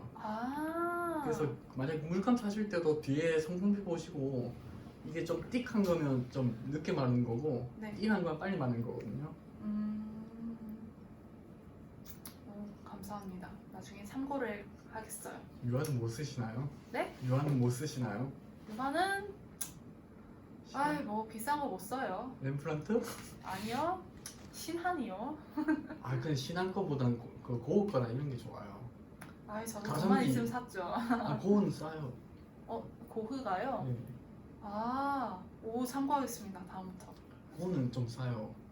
사실 실- 주변 화방에 그게 없어서 그래요. 아니면 실드 거도 괜찮아요. 쉴드요? 예. 신화는 국산이라 발색이 국산 무시하시네요. 근데 신화는 무시할 만해요. 알파 신화는 무시할 만해요. 네, 발언 정지합니다. 웃길 건 행사하십시오. 그래서 이렇게 유화가요. 또 잘 그리시는 분들은 이렇게 시행착오 많이 안 겪으시는 분들도 많아요. 그냥 스케치 바로 해가지고 그냥 딱 어떤 실수나 시행착오나 뭐 그런 흔적도 없이 그려내는 분들도 많은데 저는 그게 안 되더라고요. 그래서 이렇게 그리고 저렇게 그리고 지웠다가 다시 그렸다가 온갖 이런 과정들을 거쳐서 이렇게 되는 겁니다. 저 같은 경우는요. 그래서 저도 그래요. 유화가 되게 좀 묵직한 느낌이잖아요. 그게 네. 되게 시선을 확 잡아줘가지고 여러 번 보게 하는 것 같아요. 감사합니다. 특히 작가님이 그런 주인공들의 분노나 아픔 또는 그런 슬픔을 되게 표현하시는 경우가 많잖아요. 근데 이거를 계속 작품을 이렇게 시선을 잡아 끄니까 더 집중하게 되고 더 그 슬픔을 알려고 하게 되고 이렇게 나서게 되는 것 같아요. 감사합니다. 맞습니다. 좋게 봐주셔서. 네, 작가님 작품 하실 때 네. 그 자신한테 이입되는 인물을 그리시잖아요. 네. 그 인물이 있는 환경은 그럼 어떻게 설정을 하세요? 인물이 있는 환경. 네, 그 상황. 그것도 좀 고민을 되게 많이 하는 요소 중에 하나예요. 이 인물을 그리기로 결정을 했는데 이 사람이 어떤 배경에 있어야 이게 내 의도가 확실히 전달될까? 어디 있어야 될까? 끊임없이 생각을 하고 하거든요. 그래서 막 어디 막 찾아보기도 하고 그러거든요. 막 이 인물 설화에서 이 인물이 특별히 머물렀던 좋아했던 공간이 있는가? 아니면 특별히 좀 굵직한 사건이 일어났던 공간이 있는가? 아니면 그것도 다 마음에 안 들면 이 인물의 특성을 잘 설명해 줄 수 있는, 그러니까 그 신화의 서사에 크게 어긋나지 않는 범위 내에서 내가 설정할 수 있는, 임의로 설정할 수 있는 공간이 있는가 하는 것을 끊임없이 고민해서 그걸 설정을 하거든요. 그래서 좀 구상의 시간이 오래 걸리기도 해요. 이게 소재만 정하면 되는 게 아니라, 그래서 얘가 어디서 뭘 하고 있는 거를 그리지? 이거를 생각을 해야 되기 때문에 어떡하지? 하고 진짜 정말 창작의 고통 그 자체입니다. 그 과정은. 임의로 장소를 설정한 작품이 혹시 우리 오늘 전시된 작품 중에 있나요? 임의로 장소를 설정한 작품 중에서는 미노타우루스는 그냥 미궁 속에 넣으면 되니까 오히려 쉬웠어요. 그런데 조금 이제 생각을 했던 작품은 메두사였죠. 왜냐하면 신화 어디에도 메두사가 뭐 창문을 통해서 뭐 밖을 내다보았다 이런 묘사는 없고 그렇기 때문에, 그래서 과연 이 인물은 어떻게 보여야 될까라는 생각을 했을 때 그럼 확실히 고립될 거니까 주로 밖으로 잘 못 나고 실내에만 머물지 않을까. 실내에서 밖을 응시할 수 있는 방법은 창문이지 않을까. 그럼 창문 좋네. 돌 조각들도 보일 수 있을 거고. 약간 그렇게 설정하게 된 공간이라서 메두사 서사와 뭐 직접적인 뭐 관련이 있는 공간은 아니죠. 그게 그냥 제가 설정한 공간인 거고. 그래서 그런 식입니다. 저가 그 인물들을 이제 감상할 때 되게 일단은 상상한 작가님이 선택한 대로 인물이 그려지는데 네. 그 상황 자체는 조금 그 저희가 알던 대로 묘사가 되더라고요. 네. 그래서 상황도 뭔가 반전이 있는 것게 있으면은 되게 재밌게 느껴질 것 같아요. 이것도 논리적으로 작가님이 생각하신 것 중에 이 상황이 있으면 괜찮겠다 싶은 게 네. 들어가면은 훨씬 더 재밌어질 것 같아요. 이미 알고 있는 상태에서 피사체랑 상황 모두 다 이제 이게 뭔가 다르게 해석될 수 있구나라고 하는 거니까. 그 부분은 앞으로 네. 뭐 제 상상력이 얼마나 더 발휘되는지 그것이 얼마나 더 많은 이미지들을 구상해내고 만들어낼 수 있는지 거기에 따라 달린 것 같아요. 뭐 그게 제 상상력이 거기까지 못 미치면은 못하는 거고요. 그럼 그냥 여기까지인 거고. 근데 앞으로 더 할 수 있도록 노력을 해야죠, 제가. 혹시 이런 신화 속의 인물, 그리스 로마 신화를 또 떠나가지고 모든 신화 중에 혹시 작가님이 유난히 애정을 가지고 있는 그런 인물이 혹시 있을까요? 그런 약간 신화나 그런 종교 속의 그런 인물 중에요. 네. 저는 모든 일단 제가 그린 작품 중에서 어느 정도 다 애정을 가지고 있는 건 사실이에요. 근데 유난히 좀 한 명만을 꼽자면 릴리트일 것 같아요. 아무래도 좀 졸업 작품을 하면서 오랫동안 되게 고심을 해서 그런 것도 있는 것 같아요. 확실히. 감사합니다. 그런 신화 같은 거는 어디서 주로 보시는 거예요? 일단은 제가 좀 베이스가 좀 있는 편이긴 했어요. 왜냐하면 제 나이대 사람들은 일단 그리스 로마 신화 만화책을 너무 많이 봤고 그리고 제가 그 만화책을 너무 좋아했고 그래서 막 몇 번씩 돌려보고 그랬고 그래서 그리스 로마 신화 서사들은 거의 다 아는 상태였고 그런데 또 제가 그 모태 천주교거든요, 사실. 지금은 무신론자인데 그래서 뭐 세례명도 있고 영성체도 받고 그랬어요. 그래서 뭐 성당 다니고 주일학교도 좀 다니고 하니까 성경 내용도 좀 많이 알게 됐어요. 그래서 이미 좀 굵직한 신화들을 알고 있는 거죠. 그 유대교 쪽의 신화와 그리스 로마 쪽의 신화와 굵직한 신화들을 많이 어렸을 때부터 유년기 때부터 알고 있었기 때문에 그거를 계속 마음속에 담고 거기에 대한 생각을 하면서 성인기 때 돼서 이제 거기에 대한 좀 나만의 해석을 좀 담을 수 있었던 것 같고 그렇거든요. 근데 또 아쉬운 점이 있다면 이거예요. 왜냐하면 제가 알고 있는 신화들은 대부분 너무나도 서양, 특히 유럽 중심적인 신화들이잖아요. 그래서 제 배경 때문에 저는 사실 어렸을 때부터 한자나 한글보다는 영어를 더 많이 공부하라고 집에서 또 시켰기도 했고 그래서 이런 서양 쪽의 신화와 영어가 더 익숙하고 이제 저희 문화권에서 오랫동안 향유했던 그런 불교나 민속 신앙이나 그런 한자 같은 경우에는 저한테 너무 생소하단 말이죠. 그래서 지나치게 유럽 중심적이고 서양적인 그런 신화들만을 좀 많이 가지고 있는 게 저는 너무 많이 아쉬워서 앞으로 뭐 불교든 민속 신앙이든 그런 공부를 더 하고 싶어요. 여기서 그치기에는 너무 좀 아쉽기 때문에. 전래동화 같은 것도 괜찮을 것 같아요. 근데 전래동화 같은 것도 너무 하고 싶은데 약간 거기 유래에 대해서도 논문 같은 게 또 엄청 많더라고요. 왜냐면 그냥 저희가 알고 있는 뭐 콩쥐팥쥐전 이런 거 있잖아요. 아, 네. 그런 것도 괜찮을 것 같아요. 맞아요. 깊게 안 들어가도 되는. 그런 것도 있고, 맞아요. 그 바리공주 이야기 한번 작업해보고 싶어요. 근데 아직 어떤 이미지로 나올지 전혀 구상이 안 돼 있어서 어떡하지? 하고 창작의 고통 시작입니다. 전시회 한다고 끝난 게 아니에요. 지금부터 또 다음 전시를 위해 시작이에요. 그래서 그렇죠. 거의 모든 작가들 그렇죠.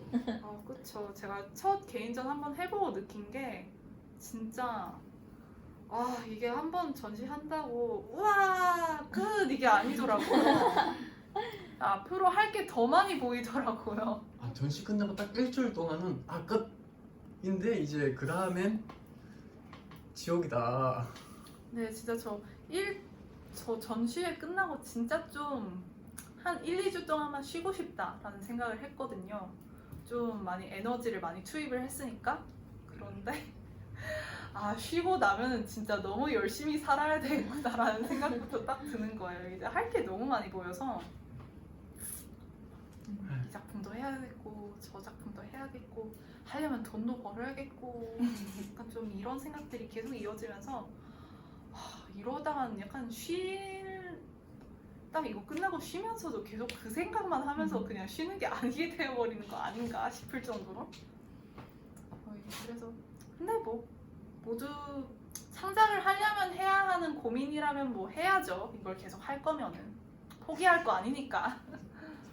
작업 슬퍼. 공간은 네? 작업 공간은 어떻게? 작업 공간이 조금 불쌍합니다. 그 집에서 작업해요. 작업실 따로 없고. 그래서 지금 제 집이 좀 엉망이거든요. 그래서 가서 또 재청소 한번 딱 해야죠. 그러면 작업할 때 고양이가 방해하는데? 고양이가 방해를 많이 하진 않는데 이제 그림 같은 거 좀 말리려고 세워주면은 몇 번 무너뜨린 적은 있어요. 아이고. 일부러 하려고 한 건 아닌데 그러니까 고양이니까. 네, 고양이니까. 네. 그래서 물가 안 발랐는데 엎어졌어 이거 빼면 먼지 다 붙었어. 약간 좀 이렇게. 그래서 약간 고양이들한테 그러면 안 되는데 제가 그 순간에 약간 좀 화가 나니까 좀 소리 지른 적도 있고 그래 막 하면서 그럼 안 알아듣나요? 되는데. 학습이 좀 되나요? 그게 학습이 되는 건 아니에요. 근데 집사 빡쳤네. 눈치를 보긴 해요. 뭔가 잘못한 거 같아. 항상 이렇게 눈치는 봐요. 네. 고양이 귀여워. 그럼 뭐해 또 하는데. 맞아요. 뭐 또 한다는 거를 뭐 염두에 두고 해야죠. 뭐 고양이. 이런 거죠. 뭐 아니 쟤네들이 무너뜨리는 거 알면은 안 무너뜨리도록 내가 적당한 장소에 놓던가 뭐 이런 거죠. 없는 거보다 있는 게 나은 것 같아요. 네. 작업하다 힐링하고. 그리고 고양이들도 제가 뭐 키우게 된 비하인드가 있어서 이것도 얘기를 하면 길어지는데 어쨌든 고양이들 덕에 제가 삽니다. 어쨌든 네. 저 혼자만 있었으면 못 살았을 거예요. 저희 고양이 최고. Q&A 여기까지 하고 네. 녹화는 종료로 하겠습니다. 네. 네. 감사합니다. 수고 많으셨습니다. 들어주셔서 너무 감사합니다.